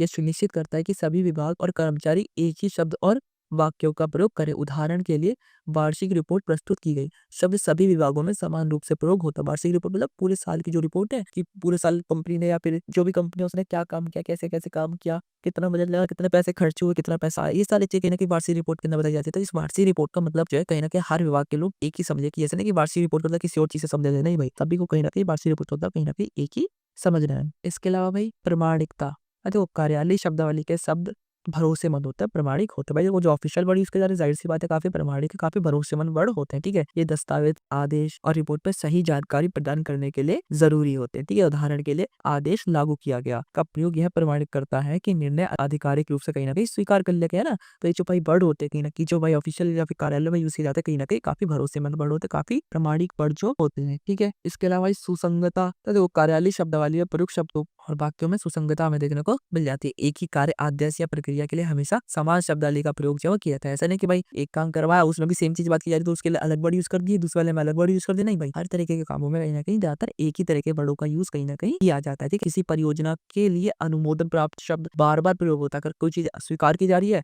तो उसका अनुमोदन जैसे वर्ड मतलब कहीं न कहीं ज़्यादातर प्रक्रियाओं के लिए एक जैसे ही वर्डों का यूज़ कहीं न कहीं किया जाता है। इसके अलावा तकनीकी विशेषता, तो देखो कुछ शब्द कार्यालयीय शब्दावली में तकनीकी या फिर प्रशासनिक प्रक्रियाओं से जुड़े होते हैं। उदाहरण के लिए बजट प्रविष्टि, फिर अनुरोध पत्र या फिर कार्यक्षेत्र रिपोर्ट जैसे जो शब्दावली विशिष्ट तकनीक या कार्यों और प्रक्रियाओं को दर्शाती है। ये शब्द केवल उस क्षेत्र के कर्मचारी या फिर अधिकारियों द्वारा ही समझे जाते हैं, जो इस शब्दों के बारे में अच्छे से जानते हो, ठीक है? तकनीकी शब्दावली कार्यालय के कामकाज को व्यवस्थित और पेशेवर बनाए रखने में कहीं न कहीं अपना योगदान जो है वो निभाती है, ठीक है भाई? इसका नेक्स्ट हमारा टॉपिक आता है भाई कार्यालयीय हिंदी में पारिभाषिक शब्दावली की आवश्यकता। भाई आवश्यकता क्या है? इस आवश्यकता को हम यहाँ पर समझेंगे। तो भाई देखो सबसे पहला जो पॉइंट आता है वो आता है सटीक संचार। भाई देखो कार्यालयों के अंदर कुछ वर्डों का पहले से ही सबको पता है कि इस वर्ड का ये मतलब है, इस वर्ड का ये मतलब है। इस तरीके से कहीं न कहीं जो संचार होता है इनके बीच में आपस में, और किसी कार्यालय से रिलेटेड जो भी भाई चीज़ें होती है, उसको सही तरीके से प्रस्तुत करने के लिए, सही तरीके से दर्शाने के लिए कहीं न कहीं ऐसे वर्डों का यूज़ किया जाता है। इसलिए कहीं न कहीं सटीक संचार के लिए कार्यालयीय हिंदी का बहुत ज़्यादा इम्पोर्टेंस जो है, फिर उसकी आवश्यकता जो है वो पड़ती है, ठीक है? इसके अलावा ये औपचारिकता और पेशेवर शैली, तो भाई देखो जब पारिभाषिक शब्दावली कार्यालयीय भाषा को औपचारिक और कहीं न कहीं पेशेवर कहीं न कहीं बनाती है, ठीक है? यह केवल संचार के लिए नहीं, बल्कि अधिकारियों और कर्मचारियों के बीच संवाद और कार्यस्थल की गंभीरता बनाए रखने में भी कहीं न कहीं अपना एक इम्पोर्टेंट रोल निभाती है, ठीक है? उदाहरण के लिए सूचना प्रेषित की गई, जैसी अभिव्यक्ति आया, फिर जो विचार है कहीं न कहीं इस सामान्य बोलचाल की भाषा की तुलना में कहीं न कहीं अधिक गंभीर होते हैं। नॉर्मल लाइफ में हम ऐसी भाषाएँ थोड़ी बोलते हैं, ऐसे शब्दों को थोड़ी यूज़ करते हैं ना, नॉर्मल लाइफ तो हमारी अलग होती है। इसके अलावा ये सुसंगतता और संगठनात्मक समन्वय, तो भाई देखो परिभाषिक शब्दावली संगठन के सभी विभागों और कर्मचारियों में समान रूप से कहीं न कहीं यूज़ जो है वो की जाती है, ठीक है? यह सुसंगत दस्तावेज कहीं न कहीं आदेशों और रिपोर्टों में एकरूपता बनाए रखने का काम करती है। उदाहरण के लिए हमारी वार्षिक रिपोर्ट जैसे जो शब्द होते हैं, या कहीं न कहीं सभी विभागों के अंदर, सभी संस्थानों के अंदर कहीं न कहीं इसका मतलब एक ही निकल आएगा कि वार्षिक रिपोर्ट का क्या मतलब होता है ना, तो कहीं न कहीं ये संगठनात्मक समन्वय का काम भी करते हैं, ठीक है? समय की बचत कैसे होती है भाई देखो पारिभाषिक जो शब्द होते हैं भाई जो कार्यालय में यूज़ होने वाले जो वर्ड होते हैं कहीं न कहीं उनका जो मतलब होता है काफ़ी संक्षिप्त होता है ना, बहुत बड़े वाक्यों को कहीं न कहीं छोटे-छोटे वाक्यों में समझा दिया जाता है। तो इससे क्या होता है, इससे कहीं न कहीं समय की जो बचत है, वो भी होती है। इसके अलावा ये प्रामाणिकता और वैधता, तो देखो जो भाई कार्यालय में यूज़ होने वाली हिंदी है, ज़ाहिर-सी बात है काफ़ी भरोसेमंद वर्ड होते हैं, काफ़ी प्रामाणिक शब्द जो है वो होते हैं, उनका मतलब जो एकदम सही होता है जो उसका बताया जा रहा है, ठीक है? उदाहरण के लिए आदेश जारी किया गया, शब्द से स्पष्ट होता है कि निर्णय जो है आधिकारिक रूप से लागू हो चुका है, ठीक है? तो पारिभाषिक शब्दावली का यूज़ किया जाता है कार्यालयीय हिंदी के अंदर। इसके अलावा ये तकनीकी कार्यों में सहायक, तो देखो कुछ पारिभाषिक शब्द तकनीकी और प्रशासनिक प्रक्रियाओं से सीधे जुड़े होते हैं। उदाहरण के लिए बजट प्रविष्टि, कार्यक्षेत्र रिपोर्ट या फिर प्रस्ताव स्वीकृति, ये जो शब्द होते हैं ये कहीं न कहीं केवल उनसे संबंधित जो विभाग होते हैं, उन्हीं के अधिकारियों द्वारा कहीं न कहीं समझे जाते हैं, ठीक है? ये जो वर्ड होते हैं, ये जो शब्दावली होती है, इनकी तकनीकी प्रक्रियाओं को सुचारू रूप से चलाने में कहीं न कहीं काम जो है वो करते हैं, ठीक है? और कर्मचारियों को स्पष्ट रूप से निर्देशन जो है वो कहीं न कहीं देते हैं। इसके अलावा आता है भाई हमारा गलतफ़हमी और विवाद कम करना। तो देखो ये जो वर्ड होते हैं कहीं न कहीं जो गलतफ़हमी होती है, जो भाई विवाद होते हैं, उनको भी कहीं न कहीं कम करने का काम जो है वो करते हैं, ठीक है? किसी भी प्रकार का भ्रम पैदा हो समाज या सोसाइटी के अंदर, इसलिए कहीं न कहीं सही वर्डों का यूज़ जो है वो कार्यालयीय हिंदी के अंदर किया जाता है। लास्ट में आप लोगों को भाई एक कार्यालयीय शब्दावली बता दी थी मैंने यहाँ पर कि कार्यालयों में मेनली कौन-सी भाई वर्ड यूज़ किए जाते हैं, वो वर्ड मैंने यहाँ पे लेकर के आप उन्हें पढ़ना चाहे तो पढ़ सकते हैं, ठीक है? आप लोगों का क्वेश्चन यहाँ पे कंप्लीट होता है, लास्ट में आप लोगों को निष्कर्ष ऐड कर देना है, आप लोगों का क्वेश्चन यहाँ पे कंप्लीट हो जाता है, ठीक है? जो विशेषता बताई थी ना मैंने आप लोगों को वही उसका महत्व भी है, तो मैथ के रूप में अगर पूछ ले तो वही बताना, विशेषता पूछ ले तो भी आपको वही चीज़ यहाँ पर बतानी है। तो भाई आप लोगों का जो 7वां क्वेश्चन है, इस क्वेश्चन में आप लोगों से भाई सामान्य हिंदी और कलकत्ता हिंदी या फिर बम्बईया हिंदी, इन हिंदी के बारे में पूछा रहा है कि इनकी मतलब आपस में तुलना करनी है, इसके साथ-साथ इनकी विशेषताएँ बतानी है, ठीक है? तो हम सभी की विशेषताओं को पढ़ेंगे। भाई देखो, परिचय समझना ऐसा कुछ है नहीं, मैं आपको सीधे इनका मतलब समझाता हूँ, वही चीज़ आप परिचय में ऐड कर लेना, ठीक है?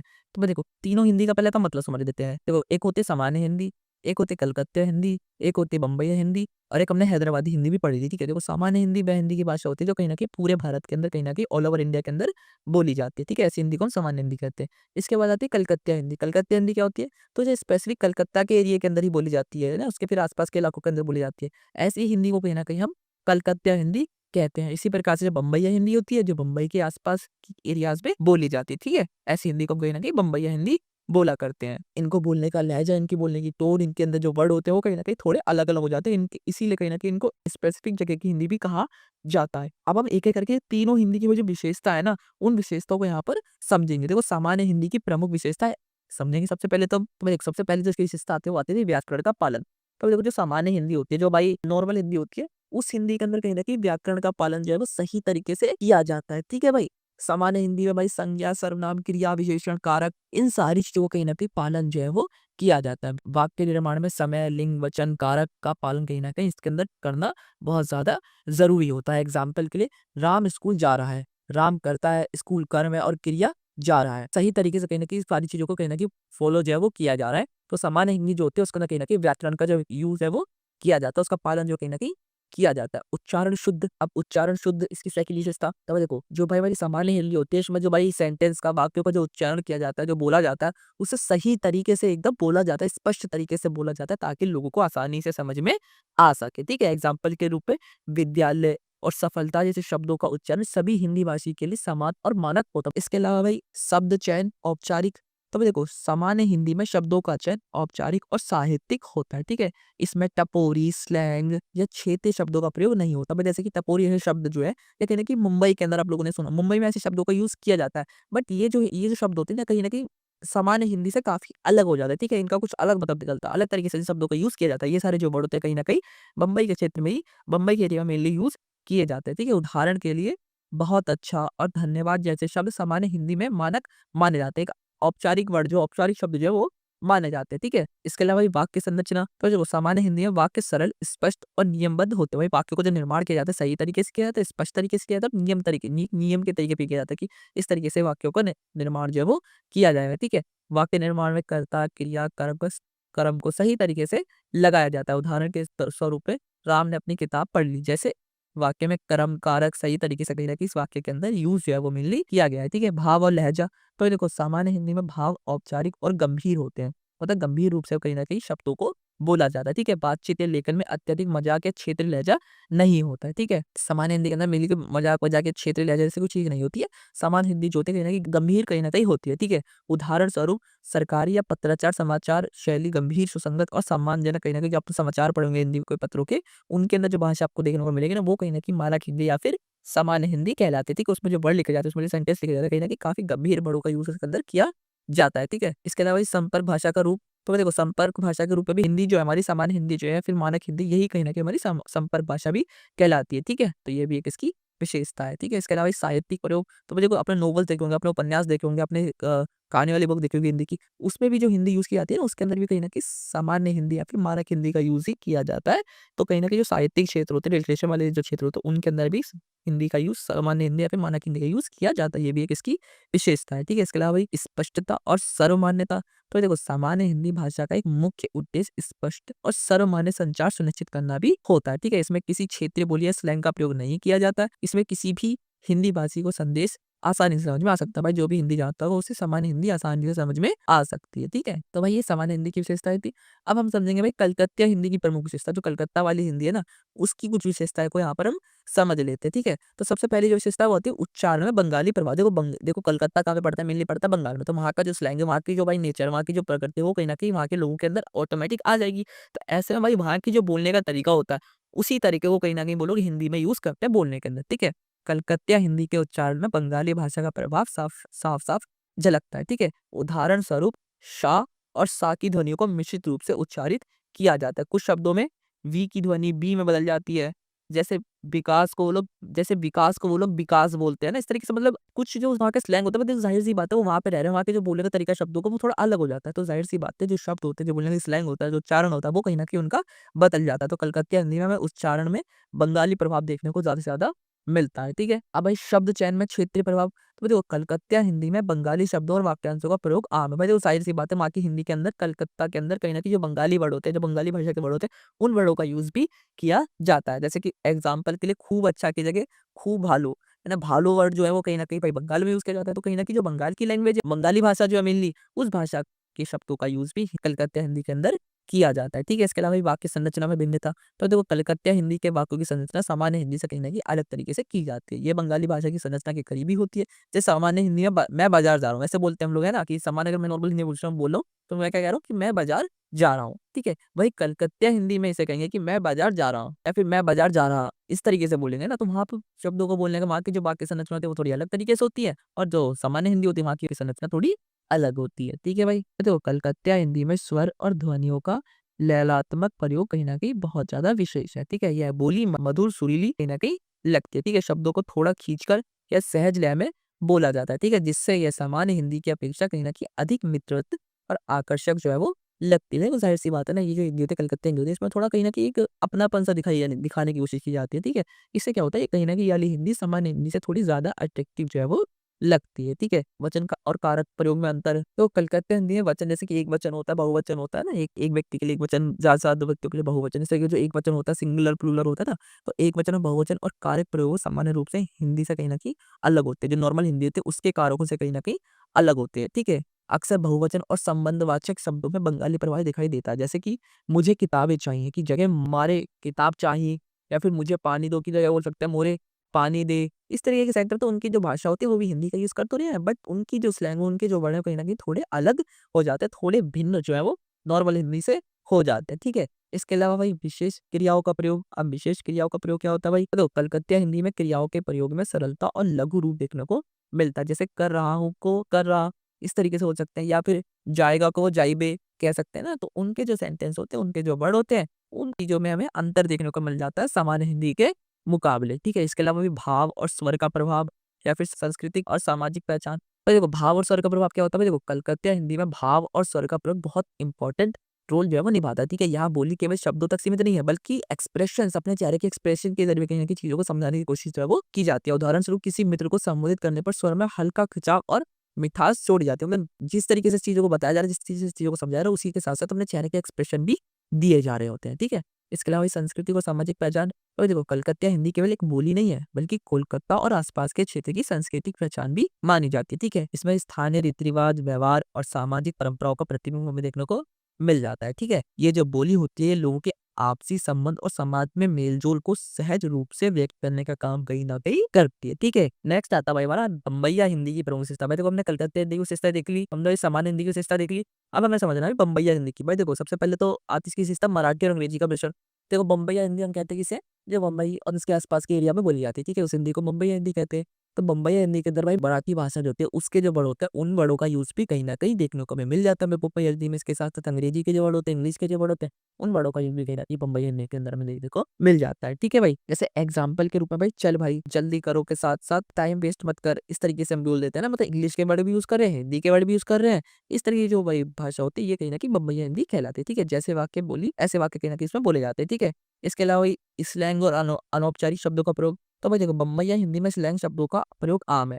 उदाहरण के लिए बाप रे, काय चलाया और टपोरी स्टाइल, मतलब थोड़ा टपोरी स्टाइल होता है ना, बीड़ू और बीड़ू के हाल चाल, इस तरीके जो टपोरी स्टाइल होता है, इस तरीके की चीजें कहीं ना कहीं वहाँ पर, इस तरीके के स्लैंग कहीं ना कहीं वहाँ पर यूज जो है वो किया जाता है। इस तरीके मतलब हल्का फुल्का मजाक के जो स्लैंग होता है वो कहीं ना कहीं वहाँ पर यूज किया जाता है चीजों को बताने बोलने के लिए। इसके अलावा भी संक्षिप्त और सरल शब्दों का प्रयोग, तो देखो बम्बैया हिंदी में शब्दों को छोटा और सरल रूप में कहीं ना कहीं बोला जाता है। ठीक है, जैसे कि भाईजान को केवल भाई कहा जाता है, पैसे को वहाँ पे कभी कैश कह दिया, मतलब चीज़ों को कहीं न कहीं संक्षिप्त कम से कम वर्डों में बोलने की कोशिश जो है वो की जाती है। ठीक है, इसके अलावा ये वाक्य संरचना में अनौपचारिक ढांचा, देखो वाक्य संरचना में कोई वो नहीं है कि भाई क्या भले बोलना, क्या वाना बोलना, ऐसा कुछ नहीं है। कुछ ही बोल सकते हैं, मैं मार्केट जा रहा हूँ, फिर मैं बाजार जा रहा हूँ, तू कहाँ जा रहा है, इस तरीके से कुछ भी, कोई संरचना कोई नहीं कि पहले वो आएगा, इस तरीके से कुछ भी नहीं है, जैसे मर्जी वहाँ पे बोल लिया जाता है। ठीक है, इसके अलावा भाई भाव और लहजे में हल्कापन, तो देखो बम्बैया हिंदी का लहजा मजाकिया होता है, हल्का मित्रवत होता है, ये सीधे शब्दों में भाव व्यक्त किए जाते हैं। ठीक है, यहाँ पे अपने मतलब सिंपल भावों के अंदर, सिंपल एक्सप्रेशन के अंदर अपनी चीजों को व्यक्त करने का काम भी यहाँ पर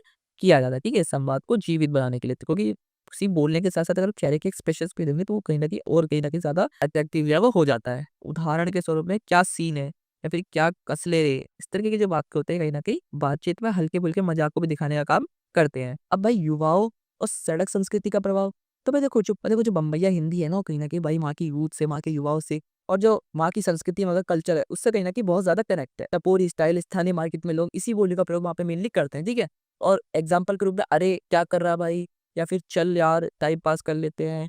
जैसे जो वर्ड होते हैं, जैसे जो सेंटेंस होते हैं कहीं न कहीं आम लोगों में, जनता के अंदर मेनली यूज़ हैं, बोले कहीं न कहीं जाते हैं, ठीक है? इसके बाद आता है नेक्स्ट हमारा ह्यूमर और मज़ाक का समावेश। देखो भाई, बम्बैया हिंदी में ह्यूमर का समावेश बहुत ज़्यादा प्रचलित होता है, ठीक है? वाक्यों में हल्के-फुल्के मज़ाक या फिर शब्दों की खेल-खिलवाड़ होती है, जैसे कि मतलब डार्क ह्यूमर, जैसे आजकल समय में आज का समाज में चल रहा है डार्क ह्यूमर जैसी चीज़ें चल रही हैं, ठीक है? अरे चुप कर वरना मैं तुझे पकड़ लूँगा जैसे संवाद, कहीं न कहीं थोड़ा मज़ाकिया संवाद जो कहीं न कहीं बम्बैया हिंदी के अंदर यूज़ जो है वो किया जाता है। इसके अलावा वही सांस्कृतिक और स्थानीय पहचान, भाई ज़ाहिर-सी बात है वहाँ की संस्कृति, वहाँ का कल्चर का बहुत ज़्यादा इम्पैक्ट पड़ता है बम्बैया हिंदी के अंदर। वहाँ की जो स्थानीय पहचान है उसका कहीं न कहीं इम्पैक्ट जो कहीं न कहीं बम्बैया हिंदी के अंदर पड़ता है। मराठी, अंग्रेजी और जो टपोरी स्लैंग है, ये सारी चीज़ें कहीं न कहीं बम्बई हिंदी के अंदर हमें देखने को मिल जाती है। लास्ट में आप लोगों को कंक्लूजन ऐड कर देना, निष्कर्ष ऐड कर देना, आप लोगों का क्वेश्चन जो है यहाँ पे पूरी तरीके से कंप्लीट हो जाता है। भाई जो हमारा 8वां क्वेश्चन है, इस क्वेश्चन में हम लोगों से भाई आईपीएल मैच के संदर्भ में किन्हीं 2 टीमों के बीच हुए मुकाबले का आंखों देखा अनुभव लिखिए। ठीक है, मेनली ना आपको इस क्वेश्चन के अंदर आप मान लो एक आप स्टेडियम के अंदर गए, आपने वहाँ पे भाई एक मैच देखा,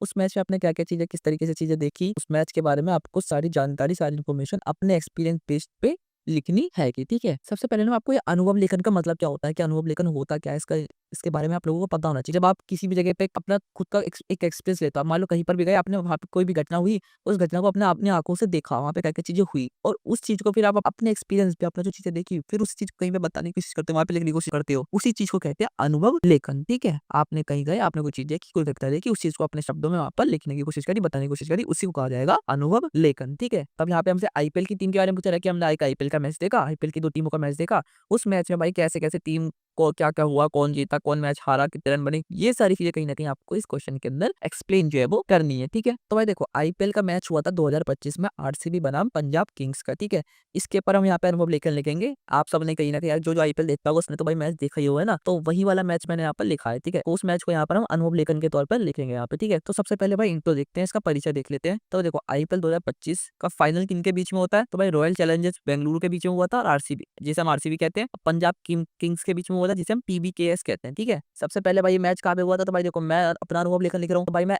अहमदाबाद के नरेंद्र मोदी स्टेडियम में पहुंचा, जहाँ दर्शकों की भाई बहुत ज्यादा भीड़ थी। उत्साह देखकर मुझे पहले ही रोमांच महसूस हुआ। स्टेडियम की पूरी हवा उत्साह और खुशी से भरी हुई थी। हर तरफ रंग बिरंगे झंडे, नारों और तालियों की गूंज थी। मुझे इस बात का गर्व हुआ कि मैं भी इस ऐतिहासिक मैच का प्रत्यक्ष साक्षी कहीं ना कहीं बनने वाला हूँ। ठीक है भाई, देखो सबसे पहले मैंने आपको इंटरव्यू में बता दिया कि भाई ऐसे ऐसे अहमदाबाद में भाई मैच हुआ था, नरेंद्र मोदी स्टेडियम में मैच हुआ। मैं वहां पर गया, वहां पे भाई बहुत ज्यादा भीड़ थी, वहां पे बहुत सारे लोग थे, है ना, सब कहीं ना कहीं ताले बजा रहे थे, चिल्ला रहे थे, इस तरह की चीजें चल रही थी, है ना। तो सबसे पहले मैं इंट्रो दे दे कि मैं कहाँ पर गया और क्या क्या चीजें हुई थी। ठीक है, फिर उसके बाद भाई होता है टॉस। ठीक है, मैच स्टार्ट होने वाला था तो भाई होता है टॉस। ठीक है, मैच में भाई पंजाब किंग्स ने टॉस जीतकर पहले गेंदबाजी करने का कहीं ना कहीं निर्णय लिया। ठीक है, पिच तेज थी, रन बनाने लायक थी, लेकिन स्पिनरों और बदलावों के लिए भी कहीं ना कहीं बहुत ज्यादा अनुकूल थी वो पिच। ठीक है, इसलिए इसने दोनों टीमों को रणनीति के लिए हिसाब से खेलने का मौका दिया। जैसे ही टॉस हुआ, स्टेडियम में दर्शकों ने ताली बजाई और अपनी अपनी टीम का समर्थन कहीं ना कहीं उन्होंने करना शुरू कर दिया। ठीक है, अब भाई सेकंड में क्या होता है, जब मैं भाई अंदर पहुंच जाता हूँ, मैच स्टार्ट होने वाला है, तो सबसे पहले टॉस होता है। टॉस कौन जीत गया, भाई पंजाब किंग्स टॉस जीतती है। टॉस जीत के उन्होंने कहीं ना कहीं बैटिंग ली, क्योंकि उन्हें लगता है कि भाई जो वो बॉलिंग के लिए कहीं ना कहीं ज्यादा अनुकूल थी। ठीक है, उनका ऐसा मानना था, इसलिए उन्होंने कहीं ना कहीं बॉलिंग ले ली। ठीक है, अब टॉस हो जाता है। टॉस के बाद क्या होता है, टॉस जीत गई पंजाब हमारी, अब बैटिंग करने के लिए। ठीक है, अब आरसीबी की बल्लेबाजी, आरसीबी ने क्या करा, आरसीबी ने पहले बल्लेबाजी की। एक्चुअल में हमारे कप्तान कौन थे, तो भाई रजत पाटीदार। तो भाई देखो रजत पाटीदार हमारे कैप्टन थे। भाई स्टार्टिंग भाई विराट कोहली आते, विराट कोहली ने भाई आक्रामक बल्लेबाजी करी और कहीं ना कहीं 43 रनों की एक महत्वपूर्ण पारी जो है उन्होंने खेली थी। ठीक है, टीम ने 20 ओवर में कुल कितने रन बनाए, 190 रन बनाए, 9 विकेट की बारी गिर चुकी थी आरसीबी की, है ना। अन्य बल्लेबाजों ने भी भाई कहीं ना कहीं बहुत अपना इंपॉर्टेंट योगदान दिया। देखो हम अपना अपना एक्सपीरियंस बता रहे तो हो सकता है हम चाहते तो भाई देखो सभी जो बल्लेबाज थे उनके रन बता सकते थे, बट सभी का बताने के बजाय एक आधो को हम बता सकते। ठीक है, तो उसमें विराट कोहली ने जब बिल्ली अपना योगदान दिया तो उनके रन हमने बता दिए। इसके साथ साथ हमारी पूरी टीम ने कितने रन बनाए, तो 190 रन बनाए थे और कितनी विकेट गिरी, तो 9 विकेट गिरी थी। 20 ओवर का मैच था, ये सारी चीजें हमने यहाँ पर बता दी। ठीक है भाई, तो रन वन हमारे इतने बन गए। ठीक है, अब मैदान का माहौल क्या होता है, सब सारी पिच गिर जाती है तो कुछ समय के लिए ब्रेक मिलता है ना। तो मैदान का माहौल, मैदान में उपस्थित दर्शकों की ऊर्जा अद्भुत थी। हर चौका, हर छक्का और हर विकेट पर दर्शक अपनी सीटों पर खड़े होकर तालियां बजाते थे। ठीक है, और नारे लगाते थे। आरसीबी के समर्थक जो हुआ करते वो क्या करते थे, ई साला कप नाम दे, तो नारा लगाते कि भाई कहीं ना कहीं कप हमें मिले। ये सारा ये जो नारा है कहीं ना कहीं बहुत समय से लगाया जा रहा है। ठीक है, रंग बिरंगे झंडे लहरा रहे थे,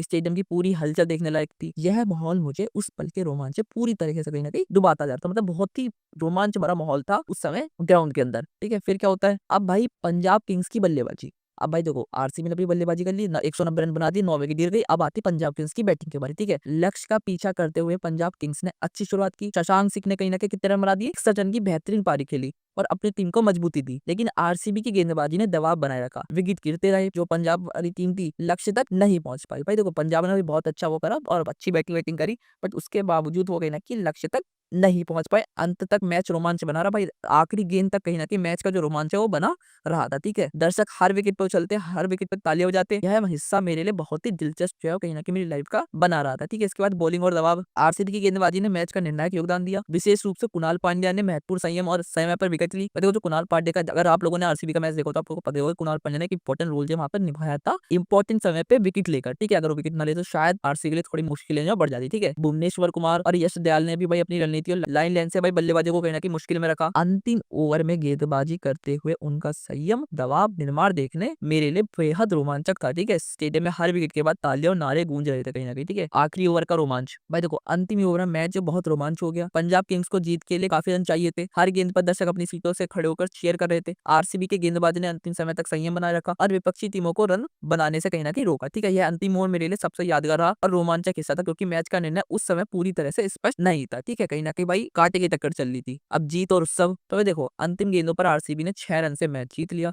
स्टेडियम में खुशी की लहर दौड़ रही, है ना, दर्शक झूम रहे, टीम का स्वागत कर रहे थे, खिलाड़ी विजयी होकर दर्शकों का अभिवादन कर रहे थे। मैं भी इस जीत की खुशी में पूरी तरह से मग्न था। स्टेडियम में गूंज रहे नारे और तालियां इसी ऐतिहासिक पल को और भी यादगार बनाए जा रहे थे। ठीक है, अंत में भावनाएं यह जीत आरसीबी के लिए ऐतिहासिक थी क्योंकि 15 सालों बाद 18वें साल में कहीं न कहीं आईपीएल की ट्रॉफी भाई पहली बार आरसीबी ने जीती, तो कहीं न कहीं आरसीबी के लिए बहुत ही बड़ा दिन था उस दिन, ठीक है? लास्ट आप लोगों को कंक्लूजन ऐड कर देना, निष्कर्ष ऐड कर देना, आपका क्वेश्चन यहाँ पे कंप्लीट हो जाता है। मेनली आप लोगों को भाई अपना एक एक्सपीरियंस बताना था, कि अनुभव बताना था कि आप किसी मैच को देखने गए और आपने वहाँ पे क्या-क्या चीज़ें देखी, कैसे-कैसे चीज़ें देखी। वही सारी चीज़ें कहीं न कहीं आपको अपने शब्दों में कहीं न कहीं बतानी थी यहाँ पर, ठीक है? बस भाई आपका जो क्वेश्चन है यहाँ पे कंप्लीट हो जाता है। आई होप आपको चीज़ें समझ में आ गई होंगी। भाई देखो जितने भी इंपॉर्टेंट क्वेश्चन थे वो सारे मैंने आपको करवा दिया। आई होप आपको सारी चीज़ें समझ में आ गई होंगी। अगर वीडियो अच्छी लगी हो तो लाइक, कमेंट, शेयर करना ना भूलें। इसके साथ-साथ ये जो नोट्स हैं उसका लिंक आपको नीचे डिस्क्रिप्शन में मिल जाएगा। आप वहाँ से भाई नोट्स परचेज़ कर सकते हैं।